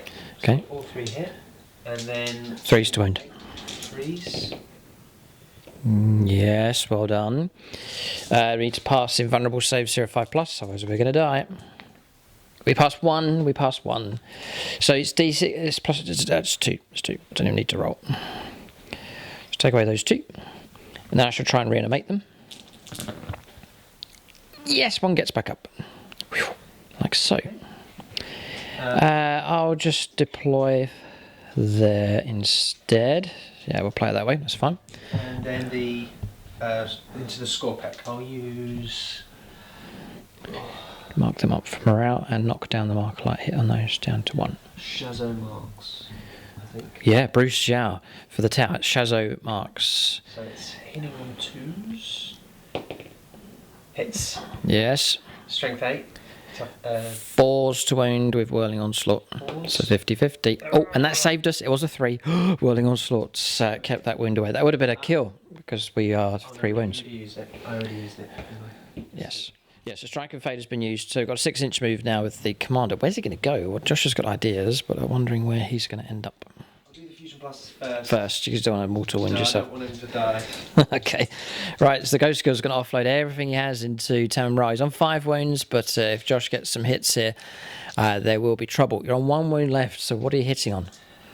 I think it's, if I'm not mistaken... It's got to be 5s. Maybe it could be 6s. No, it's just 5s. Just 5s. No 6s. It's 2 shots, needing 5s. Got 1. You could tower reroll that one, maybe. Oh, yeah, I will. Got 2. Oh no. 4s to wound. 4s to wound. Come on. No, Snake Eyes. Come on, reroll. I could. Got 1 CP left. Okay. Yeah. Gonna leave it? No. I'll take. He's gonna go for it. Patreon. Yeah, I'll use a Patreon. Tau players. There might be. Yeah, Martin's here. He's Tau. I'll use Martin. Okay, 4+. Yes. Got it. Oh, Tau. Help, Tau. We'll go to a 5+ invulnerable save. We'll go for the artist formerly known as Vij, Thousand Suns. Yeah. Yeah, I'm not going to help Tau. D6 plus. No, you got no. Yeah. No. 2 + 2. We live. Come on. No, we are alive. Oh, hang on a second. You haven't even fired your cyclic iron No. raker yet. I don't. What's toughness are you? Toughness 6. 5. Not going to supercharge. There's no point because you just need a wound. 5s for hits. Typical. 1. 4s to wound. 3. We live.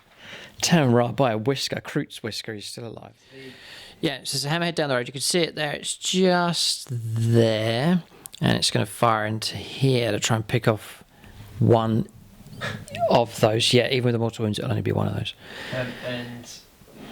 I'm going to shoot the burst cannons into there, and I've got to get rid of the Seeker missiles. Seeker missiles, what's the rate? Yeah, crazy. Something like 72, I think. Seeker missiles. So that could wipe them out. Josh is going to fire a Seeker missile as well. So, Hammerhead, this is the damaged one. Yep, so I believe this is 5. 5s. Yeah, they don't go down. No, it might be 6s. Are you going to use the marker light hit? Yes. So up to 4s, and then its targeting array is re-rollable. Oh, this is tough. Yeah. Okay. I'm going to go with. Is there any more? We're going to run out of Tau players. The next best thing from Tau players would be Imperial players. I was going to say that. Or neutrals, undeclared. Andrew Swan. Okay, alright, Andrew Swan. 4s, re-rollable. So it's actually 5s because it goes down to 6s. Does it? Yeah. Right, So okay. Yeah. 5s. Got it. Right, hit. 2s.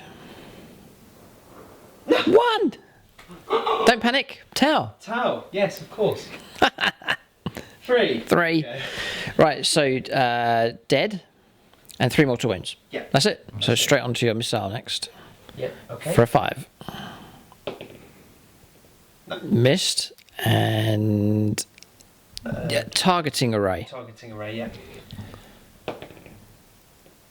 No. Missed. Oh, right, okay.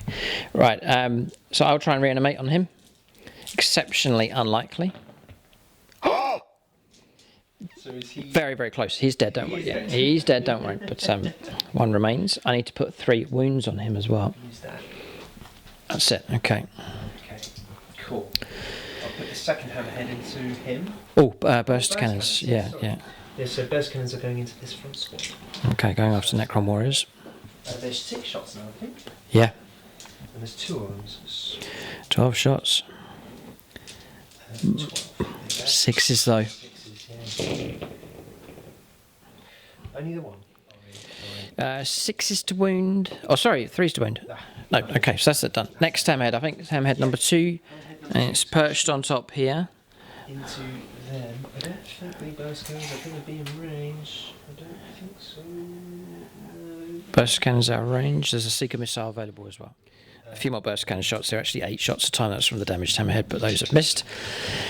Burst cannons from the other one out of range. Are you going to put the seeker missile into that model as well? Yeah, so I'll put the seeker missile into... They've got marker lights on them. Yes, they have 2 on them. The bikes, do they? They have 1 left, yes. So, yeah, seeker missile is going to go across here, and the railgun shot to finish off. This is the railgun shot. Hits. On a 3. Yes, 4. Oh, no, it's a 4. So 4. Fours, yeah. So reroll. Yeah. God. Targeting array. Yes, yes. Then you're trying to wound on 2s or to kill on 2s. Simple. They've done it. Got him just about. Okay, so Locust Destroyer gone. Rocket or missile, seeker missile, 1 shot. 1, isn't it? And it's hitting on 4s? 4s, yeah. No. Tower reroll. Tower reroll. Is it targeting array as well? Or? Yeah, it's both. It's one or the other. You actually get 2 chances. Okay, I'll use targeting array. Okay. No. Okay, done. Completely misses. Right, that's the hammerhead's done. Phew, okay. Well, I was going to say, phew. It's not good. We've lost the Locust heavy destroyers, which at long range they were a threat to the hammerheads, but they have been eliminated. And yet again, we've seen it before with my own tower force. 2 hammerheads working together is a good pairing. The 2 of them mutually supporting each other. Yes, high caliber, yeah. So it's the Riptide across the other side. Everything it has, including the plasma rifle, is going to go into the closest unit of Necron warriors. So it's 4s. Plasma. Nope, 2 misses. I am going to re-roll that on tower. Yep, so that's a hit. 2s to kill. 2s to kill. Well done. Okay, so 1 Necron warrior destroyed. Spin overcharged here. With the high output burst cannon. 4s. Heavy burst cannon. Heavy burst cannon. Here we go. 4s. Okay. You're looking for 3s to wound. 3s to wound. Oh. It's good. 6. That's minus 2, I imagine. Yeah. Yeah, minus 2. Okay. There's a couple on cover. We'll go this one. He's fouled. The others, it's no cover for them, so just roll up here. We've blocked 1. There's another 4 brought down from that squad. We'll then try and reanimate. They're 2 damage apiece. 2 damage, yeah, it doesn't matter. It's just they die. They just get up. Okay. Yeah. So those get back up, and that's it. Okay, so 3 will resurrect. So I've resurrected some models across there. Next, yes, there's Crisis just tucked around the other side of the building here. There's Crisis battlesuits. There's 2 of them. They can offload a fair bit of firepower here. It's Tower Flamers, 2 of them, and then a burst cannon on each of the models as well. So I'm going to stick the 2 Flamers into this squad. The squad that's just been shot at, yeah. And then I'm going to stick the burst cannons into the other squad. The other squad. We'll The other squad, yeah. It's going to spread the firepower around. Okay. So Flamers first of all, 2d6 plus 4. This is on the squad that's already been shot at. So there's 2 in there, yes. So it's 4 dice. Okay. So. No. This is 2d6 each. Yeah. Plus 2. 4. 2, 4, 8. 8 total. Why would it be 8? Plus 2 per flamer. Oh yeah. So, and it's auto hits. And it's also hits. Yeah. It's ridiculous. So 6, 11, 14. Plus 8. Plus 8. Boy, oh boy. Whoa, dear me. The volume of firepower. Tau flamers are fantastic. Especially with your Montcar philosophy here, just darting around the board. And auto hits. What a good bit of protection against Overwatch as well. So 24 hits come through, forced to wound. This is trouble for the Necron Warriors here. Unless the wound roll is low. There's a fair few haven't gone through, but I can see. Get Tau set. If he wants to, yes, he could re-roll one of those. 6. So there's a reroll available if you so wish for Tau. I'm going to use it just to bump up. No. Okay, so 6 in total coming through. No minus on these. No. I don't think so. I think one of the things about the Tau Flamers, there's no minus involved with it. Josh will check. I'll roll up here looking for 4s. So we've got no cover. So we block those. And then we'll resurrect. We'll do it now. No, we'll resurrect none. Okay, so 3 dead. Okay, so Necron Warriors removed. So now we've got burst cannons. No, these are 6 shots. 6 shots each. Wow. Okay, right. These are hitting on 4s. Okay. So I can sort of see why Josh deployed the crisis battle suits. He knew he was going to go for Montcar, knew how quickly they could move and shoot. And this is turn 2. They've made it to here, so they have been effective early on. Strength 5, yeah, 3s to wound. And I believe there's no minus involved with these. So we'll go for 4 pluses to block, which we block 1. So we'll take 3 casualties. So we'll go from the back. And then we'll try and reanimate on these, which 2 get back up again. So we'll go there and there with them. So Necron Warriors taking a battering, but they're still there. They're not quite gone yet. So Carbine's firing down here. They're going to go into the damaged Necron Warriors. Could be trouble for them. There's only 6 of them left. 4.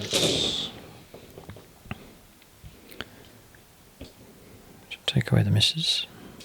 I could reroll, but I don't want to. Yeah. Save that for the other one. 3s to wound. Strength 5. This could bring my squad down. It's a good roll. I can see it's a good roll. Trouble. No, there's no minuses. Total? There is 2, 4, 6, 8, 9. 4 ups. We've rolled okay. Yeah, that's kept us in it. Okay, but 3 can go. Yeah, so 3 have been removed. I'll try and reanimate them. None. There's only 3 left in that squad now. Morale will be an issue for them as well. But one of the Necron Warrior squads is dangerously close to being completely destroyed here, so it's in serious trouble. 2 rail rifle shots. Yeah, 2 rail rifle shots going into the bikes. 5s will be hits here for the -1. Should I use a... Yes, go Patronic if you want. Chris Heim with 1. Use Chris Heim and I'll... Pick another one, yeah. Yeah, it's going to take Dylan Moore as well. So Chris Heim and Dylan Moore. Chris Heim red, Dylan Moore grey. So I'm hitting on 3s.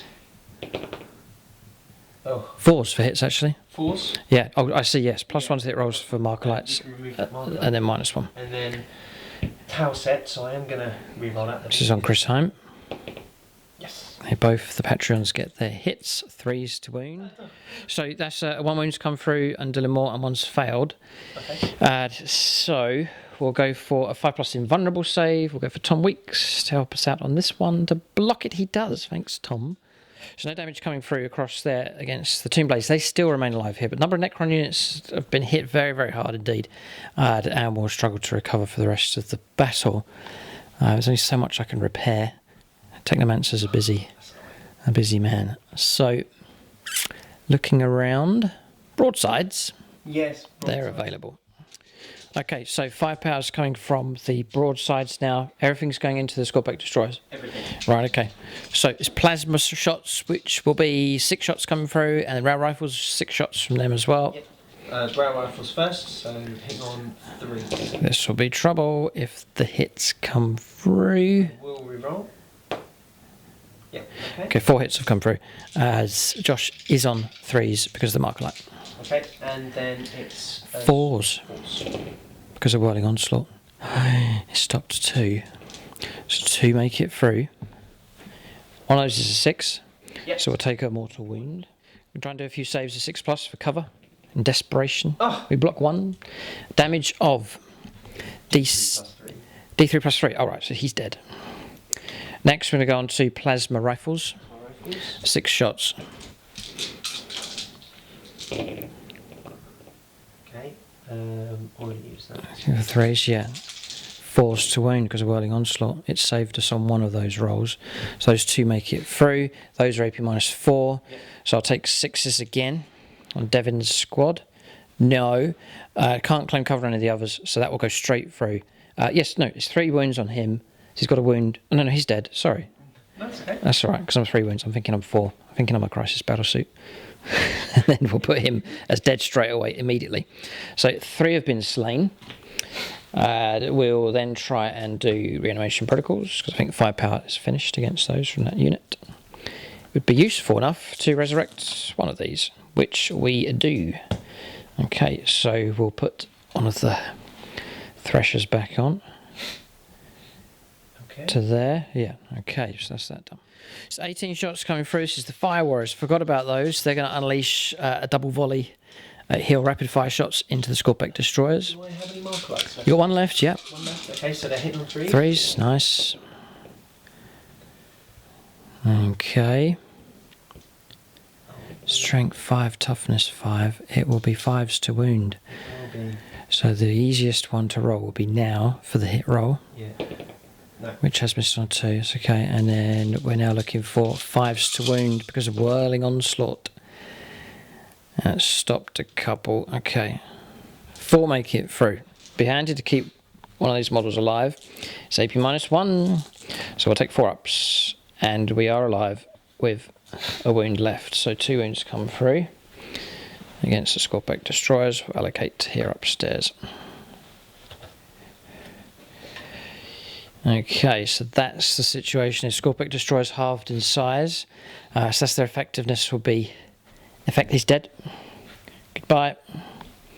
Plasma sight's gone. He finds himself out of range, so he'll disappear there as well. So shooting phase is finished. I believe so.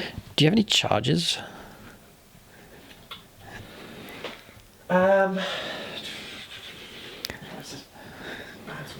Yeah, we'll let Josh weigh up to do. It might be a tactical charge, so we'll see what he decides to do here.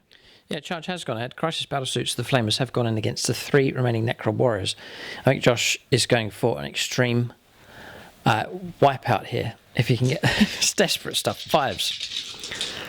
5s fits. Maybe you can reroll one of those for towel. Okay, just the 2 hits come through. 3 could be 3s to wound. I think you're strength 5. And the wound comes through. We'll try and make a save on a 4+, which we don't. And then we'll try and get back up, which we don't. So 1 Necron warrior brought down. Combat time. Okay, so pick a combat and fight. So I'm going to fight with the Triarch Praetorians. We're trying to look for a wound here against the Ghost skill to bring it down. So I wonder if you explode. I do. You do? I'm a vertical. Right. And I think if you had a command point, there is a Yes. a stratagem. I'm annoyed because You didn't save it, no. Oh. I'll roll 5. There's more to come, but they're 4 attacks each. We'll see if this does it. It's looking for 3s. We need to clear this combat away and move on if the Necrons are to stand a chance on this flank. And we're looking for 5s to win. There's loads, so you can make 8 saves of 6+. So 8 saves of 6+. It's just a foregone conclusion here, but Josh can give it a go. I mean, if I do roll, I'll take out the loss. Okay, we just have to roll the dice to make it all official, but Ghost Kill is no more. Does he explode? Yep. Yes, he does. I think I don't need to ask Josh if he's happy about that result. Oh, I can tell you why he's happy. Oh, you absolute pain. Ah, oh, Tamaral's on a wound left. Yes, he dies. Do I explode? I don't. Oh. Tamaral's gone. Oh, no, that's disastrous. Oh, God, plans for him. Sorry, Chris Comiskey. He is no more, so Tamaral's going to go. You can roll your D3. Is it D3 or just the 1? I'm not sure. I think it's... It may just be 1. Explodes. No, D3. It is D3. D3, a chance to bring down one of the Triarch Praetorians as well, if you roll well enough, which you do. 3 mortal wounds caused against them. I don't think I resurrect from an explosion because it's not an attack. So we'll leave it so that I don't resurrect. You can leave that in the comment section if you disagree, but I think that's the situation. He can go goodbye. Goodbye. So he can disappear. I'm going to make a consolidation move. But Ghost Kill's been a real pain, but that's exactly what they're designed to do. They're designed to harass, and that single Ghost Kill has been a menace to the Necrons here. And finally, after some strange set of circumstances, it finally brings down Tamra as it detonates. But mission accomplished, even if it was the final act that this battlesuit performed. Movement here, we'll do a 3-inch consolidation. I think I'm gonna no, I can't stretch that direction because of him. He has to be the closest enemy unit. Right, so we'll sit exactly where we are. Next will be 2 Necron warriors to fight against the Crisis battlesuits. One has actually hit because we were blessed previously, and we don't get a wound. I think that's combat's resolved. Yeah. Do you know what? I think there's a stratagem where these, if I had the command point where they can perform an heroic intervention as if they were a character. Look at that. That would have been tasty. But no, both of us are spendaholics here for CP. 0 CP on both sides. It's been a good turn for the tower. Necron's not quite down out of it yet. There's still some threat on the table. But if they are to stand a chance, they've got to strike back very, very hard here against the tower. And perhaps there's too many menacing units for us to deal with. Too much for the Necrons to try and take on. But it's not over yet. We'll calculate points, see what the tower sit at this stage, and then we'll go on to Necron turn 2. Okay, so points coming in. They have been flowing in here for the tower. 12 points picked up for... 8 points picked up for primaries, but another 3 came in because the target's destroyed. I think the plasma site counts. So plasma site gone, Tamra destroyed, and the Locust Heavy Destroyers. So that's 3 units this turn. So grind, we haven't calculated that yet. If the Necrons destroy 3 targets, then they'll stop that from coming in. Assassinate, though, for destroying Tamra. 3 points picked up for that. So a total of 25 points. Necrons are on 1 point. They did get a point for destroying an enemy unit last turn, which was the Crisis battlesuits down here. But that's it for them. Nothing else. No. We'll go on to Necron turn 2. Points will come in for them. They are on primary objectives, but they've got to delete some tower units. They've got to do it fast. This firepower is too strong at this stage. Necrons have got to do something about it. We'll go on to their second turn. I was expecting this game to go turn 2, turn 3. We'll soon get an idea of what's going on. 2 potentially brutal armies means that things speed up a fair bit in the early turns of the game. But aggressive tower play is overwhelming the Necrons at this stage, but Necrons prepared to counterattack their turn 2 coming up next.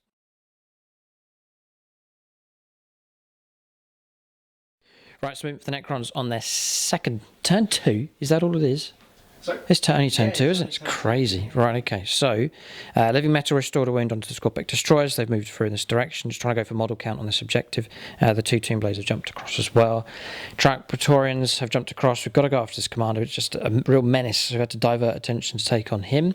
Blessed by Tamra at the start of the command phase, so +1 to hit rolls with these, and we've shifted them across in this direction. They've all got themselves in rapid fire of him, so we're going to try and put a volley into him before the Triarch Praetorians go in. Bear in mind at the moment there's no CP available for any of us, which means no Overwatch yet. Then over on this side, Necron is struggling on both flanks, but not out of it yet. Resurrecting 1 Necron Warrior to this squad here that was in range, pushing forwards with the Warden. The squad's pushed forwards as well, and they've been blessed by Tamra. He's got Hand of the Pharaoh, so he can do it twice. The model that was in range of the Crisis battlesuits has pulled back to the objective to hold. We picked up 8 points for primaries at the start of our turn, both of us holding 3 at this stage, or at the start of the turn at least. And Tamra, I've made like a stretchy corridor here, we've called it, so I've kept my coherency for this squad, and Tamara's just tucked in there, getting ready to go in against this Crisis battlesuits, if they're not brought down in the shooting phase. So that's movement done. We'll go on to shooting phase next for the Necrons. I'm going to try and take out the Hammerhead with the Warden. It's a stretch. I've got 3 shots needing 3s. I get 2 hits. 5s and 6s would be most helpful. Nyan. I'm going to have to leave it. Oh, that's a pain. I could have shot a Crisis battlesuits, it would have caused trouble for them, but no, we went after the Hammerhead. It'd be very useful to get rid of it, but it's still alive. There's a Phoenix Lord in charge of one of those. It's Martin, Vagabond, still alive. Okay, we'll go on to, well, I know what I'm going to do with those. I'm going to fire them into the Fire Warriors. So that's going to be 12 shots with the Tomb Blades. Needing 3s. Yee, yuck. That's dreadful. 3s to wound. Okay, these are at -1. So there's a shield drone with 1 wound on him, so you can roll up that one. Just so 4+. Passed. How infuriating. Got him, finally. We've killed a drone. Okay, it's just that one there. He's on a wound already. So he can go. Won't count for morale or any problems. He's done his job, though. He has protected the infantry for 2 turns. No shooting from those. We'll go particle casters. So it's actually going to be 16 shots. I suspect the Enforcer Battlesuit will be fine. He starts on a 2-up armor save.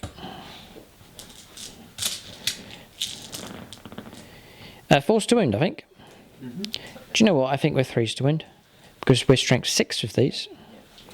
In which case, there's 8 saves of 2+. 8 saves. No, sorry. The first wound that comes through is reduced to 0 damage. It is, yeah.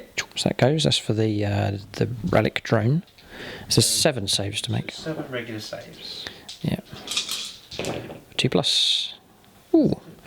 We got 2 wounds. That's off to a good start, actually. Not too bad. It's 20 shots with the Immortals. They've got themselves a rapid here, range 33 inches, so half of that. Looking for 2s because they were blessed by Tamurai. They were given a task of hitting that commander. So they've done okay. They're strength 5 with their weapons, so 4s to wound. And they've got the wounds. There is trouble for this tower commander now. He's been hit hard. The relic gives you a 4+ invulnerable save here, because it would be AP -3 actually otherwise. So 11 saves of 4+. Could get him, depends on the roll. 4's required. I think he's gonna go. I was gonna say Command Reroll, but not available. Commander's gone. And with it, one of the Phoenix Lords. That's Longbow BB. He's had a good innings. He's manoeuvred around the board very, very quickly. He's ended up there. That's by turn 2. But he's been brought down here. No combat's going to take place by these in the end. But then again, we needed their firepower to cause those wounds. So Necron's happy enough to see that commander go. He does have a 5+ for no pain. Okay, back we go. Bring him back. You forget that, actually. Well, we know what it is. It's 7 wounds in total I scored. So you can roll 7 dice. So I just remembered. well, that's about the right time for remembering. And back he comes with 4 wounds left. Bloody me. Commander Death Guard. Okay. So, no, 4 wounds remains. So actually caused 3. Yes. That's it. Okay, so he's actually in a healthy condition. And I've put him in combat. Not quite yet. That's it. So he goes there. We'll press on. A bit more firepower to come here, but it will be close combat that's required to bring that commander down. And that 4+ invuln save, that's across the board, isn't it? Yeah. And the Feel No Pain. There's still work to do to bring him down. Firepower here, 3 shots with the Staff of Light, 2 hits, 2 wounds, and -3 on the Crisis Battlesuits. 4 ups? Yep, 4 ups. Oh, pure shields. Yes. He's rolled 2 4s. Well done. Okay, next, Necron Warriors. It's the larger squad. The other single model, by the way, is just tucked in there. He was given orders to pull back by the Warden, so he can actually shoot. So I'll do him in just a moment. So what I'm going to do is I've declared firepower here. So these front models can see these. I'm going to try and take them out. That's their firepower. The grey dice is Gore's Flayers. The rest are Gore's Reapers. So they've been blessed, looking for 2s. Then it's 3s to wound across the board. Strength 5 to strength 4. And rapid fire Flayers and Gore's Reapers at normal range is all the same AP minus. Just checking our protocol. 6 is an extra AP -1. So you need to make 3 saves of 6+, because they're going to give you cover here. Okay. No. They're gone. Okay, right, goodbye. They can go. That's that objective cleared. There's a bit of tactical play there. The rest of the firepower is the Crisis Battlesuits. So Gore's Reapers are grey this time. So looking for 2s.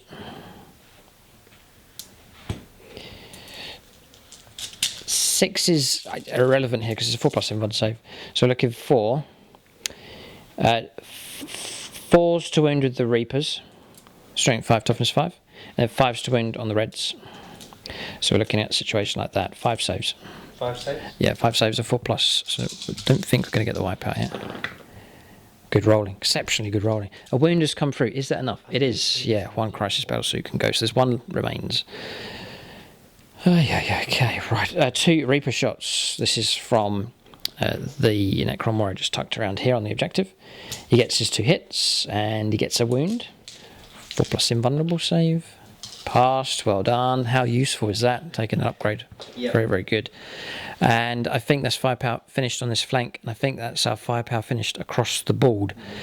Yes, didn't destroy him. That's annoying. Those 2 hammerheads are a pain for sure. But you can't fire sub. Yes, you can fire submunition because you can regain CP through the blessed ethereal across the other side. Right, we're going to charges next for the Necrons here as they continue on. Okay, so Ramses has gone into close combat. Bit of pressure on him to bring that crisis battle suit down. Otherwise, you can turn and stick 2 flamers into his face, and the burst cannon with that crisis battle suit. It's a 4+ invuln save on that thing. Crosshair charge has gone ahead. Crosshair charge has gone ahead. And we've charged in such a way to stop models from filtering through for the tower. We're going to try and win on model count across here. So, combat resolution. There's no interrupts can take place. The Necrons are free to fight. So we're going to combat resolution next. Okay, here we go. 8 of them. So 32 attacks. Looking for 3s though. There's chunks that have missed. We've got to try and wound him. We are strength 5 though, thankfully. But those have all missed. We are under, I'm going to say under average. Below average here. 4s for wounds. Look, there's a chunk there that's not gone through. Alright, I got a feeling you can survive this. You should. You got 8 saves to make. 4+ invuln saves followed by 5+ feel no pain. This commander's going to live. What an absolute pain. Go. Here it comes. Blocked how many? He could still die. 5+. This is huge. Nah, he passed 4 out of 5. Durability is key. He's very, very effective. He's tying up this unit here, 250 point unit, which should be up there. But because of the tenacity of this commander, he's pulled through in this direction. Even if he dies, he's dragging Necron resources away and stopping them from going across here. So he has a purpose for sure. We can't ignore him floating about. And so the combination that we've seen is the relic, which is no points being paid for it, granting the 0 damage. Is it once per turn or per phase? Yeah, it's once per turn. Okay, so that was negated in the shooting phase. That's fine. So those wounds have come through. Okay, so he's half destroyed, but he's still very much alive and still very durable on the board. Okay, next. So do Scorpec destroyers next. So sit where they are and fight. Looking for 3s, rerolling 1s. They are hacking well. They are hacking well. Drones will be required here. Yeah, oh no. Right. Now, that's a failure. It's a strength 7. And those have all failed at strength 5. Really? Yeah, I think so. We'll double check if we're on +1 strength. It's wishful thinking because I don't think we are. So we'll just have a little look at Scorpec destroyers, strength of user. Those, it would have been 3s to wound if the plasma sight had kicked off, but he died earlier on. So I take it this is going to go on the shields and the shield drones, and you want to do these damage 3s first of all. Yep. So 1 at a time. You can go Patronic. Too late. No. Okay. So 1 drone gone. Neutral. Maxfield Knuckles. I know he's an Imperial player, but he's not declared on Patreon here. No help from them. No. And then AP -3. So 5+ save. You can go here again. Let's get a built-in 4+. A built-in 4+ invuln save. So you can go for his Longbow BB. He'll happily help you out. Definitely. No. Okay, well that's 2 damage on that one. So dropping down to 6 wounds. They're 8 wounds a time now. The drones are gone, but Scorpec destroys low impact from them thanks to poor rolls to wound, and the shield drones are doing their job. So do Ramses with his attacks. He's got the Warglaive, so he'll fight across there, needing 2s, needing 3s. 3 make it through. 4+ invuln save for the shield generator. 2 make it through. Damage will be 2d3. It's 1 made it through. Yeah, no. 1's made it through. Damage of 2 wounds taken, but Crisis Battlesuit still alive. Yeah, with 2 wounds left. This is the one hit coming through. This is the Crisis Battlesuit. Strength 5. Yeah, toughness 5. No wound. Okay, and then we've got the Commander around here. I think he's 4 or 5 attacks. 4 attacks needing 3s. 4 attacks needing 3s. Oh, the tower reroll? Yeah. Tower reroll. Yeah. Okay. Okay. And it's Forced to wound. 5 again, I think. Yeah, so it'll be 4s.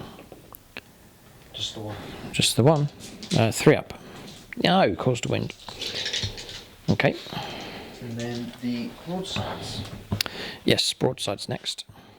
Right, so broadside's fighting back. I hope they're not damaged too, but we'll see what they are. No, they're only damaged ones. Okay. So, hit on 5.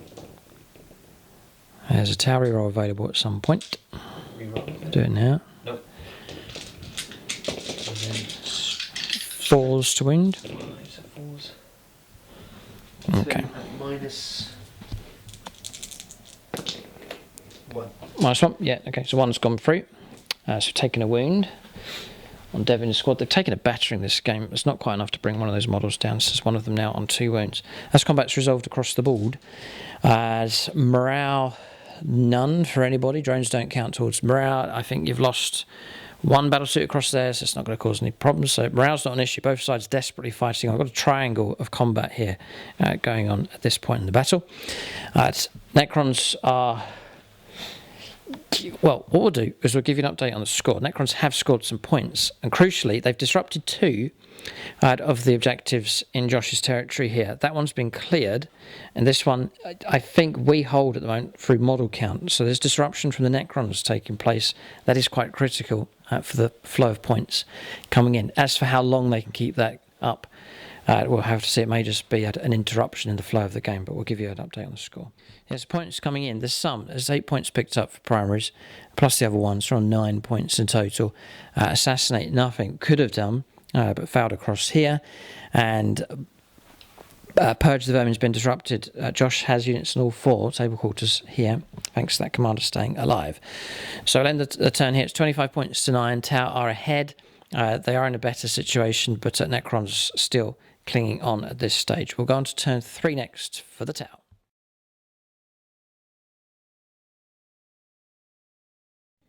Okay, turn 3 here for the Tau. So Necrons have tried to starve the Tau of primaries.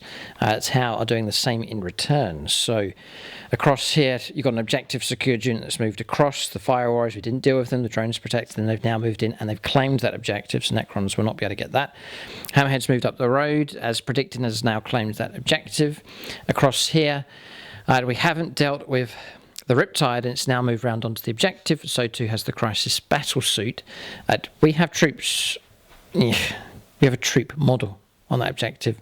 It's pinned against the wall. I think it's a bit of a firing squad situation there. I think Josh is going to gun that down very quickly.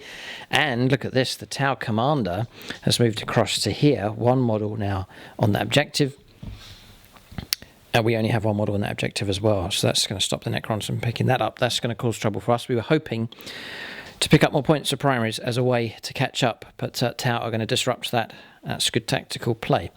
We'll go on to shooting phase next. Okay, so on shooting phase, Marklights have been dished out. 2 here against the Bikers, and 4 against the larger Necron Warrior Squad. Okay, so those have been distributed. What about Dark Strider? Dark Strider, he missed. He missed, right, okay. Is it capped? It's capped at 8. Okay, this is submunition coming through. This is from the Hammerhead here. Now, Josh has picked up a command point from the Feral. That's where it's been generated. The only other way to get it, the free one, is to be controlling an objective marker in the opponent's territory. So that's not happened at the start of his turn. But the Feral's been busy generating command points this battle. So now, being able to fire submunition, we're looking at 3 pluses for mortal wounds. That's going to cap at 8. Nice. Remove 8 and then roll up for reanimations. Okay, yeah, roll up reanimation protocols. Look at that. Only one casualty taken. I've stretched them out, coming back onto that objective across there. So a bit of a twist there with the Necron Warriors. They're meant to be gone, but they have reanimated despite the submunition mortal wounds coming through. So we're saying mortal wounds, yes, I can reanimate on those if it's a close combat or a shooting attack, which the submunition is. So the burst cannons going into the lone Necron Warrior, holding on to the objective. 4. It's actually worth 5 points to kill him. Is it 6s? It's 6s. He's 6s for hits. Yeah. Just 2 come through. Ooh, 3s to wound. Minus 1. Tau dice, yep. Strength 6? 3s, 2, minus 1. Yes, I should have done this before, but a 6 for Moncar is actually an additional minus 1. Okay, fine. We'll go Luke Schwengeld needing a 5+ for the first one. No, so he's gone. We'll not use another Patron, so Necron Warrior destroyed. That's cost us 5 points for keeping that unit alive. It's now been wiped out. So we've got firepower that's been allocated. Plasma rifles are going down here to take on these. It's a good choice. And then Cryptek is going to get hosed down by the burst cannon. Right, so 2 being used here. Nicholas Lucas, first of all, plasma rifle. We can roll them separate, doesn't matter. Okay. So. And do you want, should I... Yeah, you can go for Paul Cook as well. Paul Cook as well, yeah. I'll do 2 subs. So Paul Cook and... Yeah. So Nicholas Lucas is great. You could Tau dice Nicholas Lucas. Yeah. He's got the hit, okay. So 3s to wound. 2 6s. Patreons are helping out here. This is Imperial players helping out the Tau against the Necrons. I guess kind of makes sense. And then AP minus 3, right. 4. It is minus 4. So we'll take 6 up saves for the crater for those 2 models. I'll go Marcus Anthony. Nina 6. No. And then we'll go Evelyn Huxley, anti-Imperial. Cock dice. Nina 6. No. Damage 3, so we're just going to lose 2. Has to be those ones there. That was the one on the objective. It doesn't matter, we've lost it anyway. I'll go for reanimation protocols. Do you know what? That was a bad move, taking those 2 from cover. So what I've done is I kept the model that was on the objective, taken off the other 2, and then replaced one and put another model around there. So now I've got 2 models on the objective, so we've reclaimed it thanks to reanimation protocols. A bit of a twist. Again, reanimation protocols creating a bit of a twist here for the Necrons. Okay, so now we could witness the death of the Technomancer. It's going to be shot at. 4s. That Riptide has had free reign in this game. The Necrons haven't touched it, they haven't shot at it, they barely looked at it, and it's just free to shoot every turn. It's looking at 4s. Well, no, I used Save it for... I used it already for plasma. Already, yeah. 3s to wound. 3s to wound. Oh. Okay, yes, okay. Minus 2. So we'll take... it's either 5 pluses or 6s. We'll use up here. We'll use Dave Humphries. He's a Necron player. 5 or 6 would be very, very useful. No. And Peter Almo, the last of the Patrons. Get that 6. Yes. Oof. Okay, well, so that's 2 damage, isn't it? Okay, 2 damage taken. Okay, rest of the firepower has been resolved. As you can see, Scorpec Destroyer's blown away. Battlesuit, keyword. You can shoot whilst you're in close combat. It was the heavy rail rifles that did it there against the Scorpec Destroyers. How they're able to swing those guns around to hit, I don't know, but they've managed to do it. Maybe each one, whilst he's in combat, swings the gun to shoot at his friend's opponent, perhaps, but the Scorpec Destroyers have been gunned down and wiped out. That objective now well and truly in the hands of the Tau, and very doubtful the Necrons will be able to make an assault against it again. Firepower came down from in the end it was the Hammerhead solid shot that took out the 2 bikers, just a no-nonsense wipeout. Firepower from there, and one other Necron warrior was slain. I think that was firepower from the... Oh, it's from... It's the last one from this corner. Yes, he's gone. I took casualty there as well. I think that was from their pulse carbines. Yes, that's right. Yeah, so that's firepower done.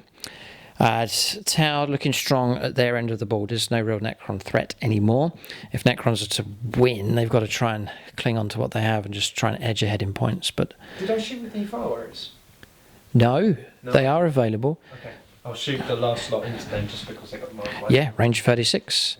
We're going to get a volley here against the Necron warriors. Okay, so going to charges here. Firepower took out 1 more of the Necron warriors across there with the fire warriors shooting at them. I think the Riptide's going to go after... Oh, he's charged in already. He's going to go after the Cryptek to bring him down. You must have damage 2 on those fists. Yeah, damage 2 and you've got 6 attacks for some reason.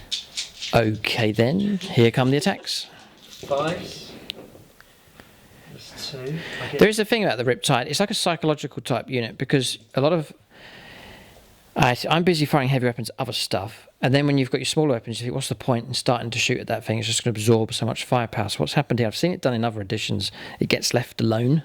Sometimes that's what's happened in this game. The tower infantry across here haven't bothered with it, or the Necron infantry haven't bothered firing at it, and it's had free reign, and now it's started to capitalise on its survival in this game, and it's starting to really disrupt the Necron battle line. And it becomes more powerful as the game goes on, because I've got less and less stuff to deal with it. And so it becomes more and more powerful. So it still hasn't been scratched. And you have scored 2 hits. Do I get a reroll? Tower reroll, yes you do, yeah. Yeah, so that's another hit. Strength 7. 3s to wound. So 1 comes through. -2. It is -2, so we will roll 2. Damage 2. I think I'm 4 wounds. We'll double check, but I think the Cryptek will die. Okay, so combat's resolved. Cryptek is no more. We'll give you a final score. Well, not a final score, but a score at the end of this turn here for the tower. But I think they are headed towards victory here. Their aggression is certainly paying off. Okay, so points have been picked up here. 40 points to 9 at this stage. That's points coming in for another assassinate. Decisive action effective for a 3rd turn, so maxing out now, that stops. Well, that's at 12. And 4 points for primaries, but 3 more points picked up for kill tally here. 3 more. I think it's even more than that, but at least 3 Necron units destroyed. We'll go on to turn 3, the middle stage of the game, but as we've seen in a good number of the 9th edition battles recently, much of the battle decided by the time we get to turn 3. But Necrons are fight on, but their numbers seriously depleted now. My dead pile nicely organised. Just across here, but we've taken heavy damage. We'll go on to turn 3 for the Necrons next.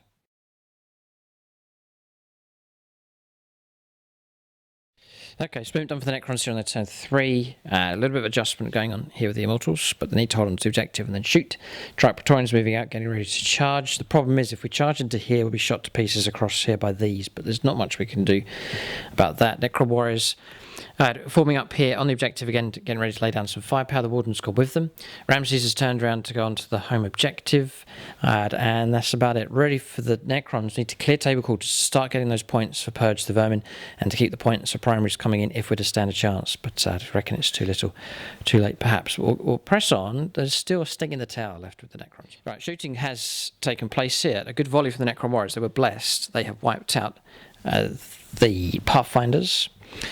The Relic Conduit of Stars, 2 damage there on the Warden. Took out the Hammerhead, didn't explode, but that unit's been destroyed. And then firepower from here. We used Talent for Annihilation, but no mortal wounds came through. And in the end, 4 out of 5, I think, Invon saves passed on the Riptide. So finally, it has taken a wound here, but there's hardly anything at all coming through. And Particle Casters, no damage on the Commander. So we're going to charges next for the Necrons on their turn 3. Okay, Praetorians have made it in. And then we've charged only into the Crisis Battlesuit Commander there with Ramses. That's charges done. Combat Resolution next. So I'm going to stab the Crisis Commander, the Crisis Squad member, needing 2s. Needing 3s to make it through. Invon saves though infuriatingly, needing 4s. Done it again. Passed 4 and 5. Well done. Well done. And then it's cheap now to give them shield generators. It's just 5 points. Yes, no, absolute no brainer. Then we'll go here. We're fighting now with 7 of the Praetorians. Okay, an Invon save on this commander as well, but we're looking for 3s. That's looking healthy enough. Looking really good, actually. 4s to win, strength 5. I think we've got him. Surely we've done it now. did 10, 13. 13 saves. So what we've got to get through here is a 4+ invulnerable save, and then a 5+ feel no pain. So it's not quite over yet. 13. 13, yeah. 13. Oh, hold it right there. What we're doing is your shield, not yet. It's when you fail to save, you can remove one of those to damage 0. So is Sprinkler saves or? Invuln saves, yeah, 4+. So 4+. Okay. So, yeah, take the failures, then to deduct one of those failures for the relic drone. Yeah. And then 5+ feel no pain. No. Got him. Oh, we finally got him. He's been removed from play. Okay, so Crisis Commander can go. That's Longbow BB. A long innings here in this battle. He's done very, very well indeed. But finally, the commander falls. 6 attacks coming back here. This is with the Riptide. Needing 5s. You can tower reroll that one. Yeah, he's going to go for it. Gets the hit. Nice. 3s to wound. All wounded. -2. 4+ invulnerable save, which we failed 2, which is 2 damage. So we have 1 wound left. 5 wound model. The Crisis Suit. How can Tau do so much damage in close combat? Crisis Suit. They have to 9th because everything's so close. Oh no. 4s to wound. Don't. Oh, Yo. I get Tau, yes you can. He does. I have to pass a simple 3+ save. Dead. Take him off. Ramses brought down. Yeah, I'm sure he thought to himself, yes, I'll just stride into these Tau, they can't hurt me. And then he's got crushed by them. Well done. Objective now has been cleared and secured. I honestly think that's killed the Necrons off in this fight, because that's another assassination, and then on the next Tau turn, it's just this and this, and the Hammerhead is just going to blow the Necrons away. Our resistance is crumbling here. We've got a couple of units left, but our HQs are dying. We've just got a Warden left on the board, but Necrons have been shattered here by the Tau. Yeah, we're talking about the game. The Necrons can't resist now. They're going to try and cling on to 3 objectives. And then it's a case of Josh using his units just to gun the Necrons down. Vulnerable targets with the Necron warriors across there. There's a Hammerhead can pick on them.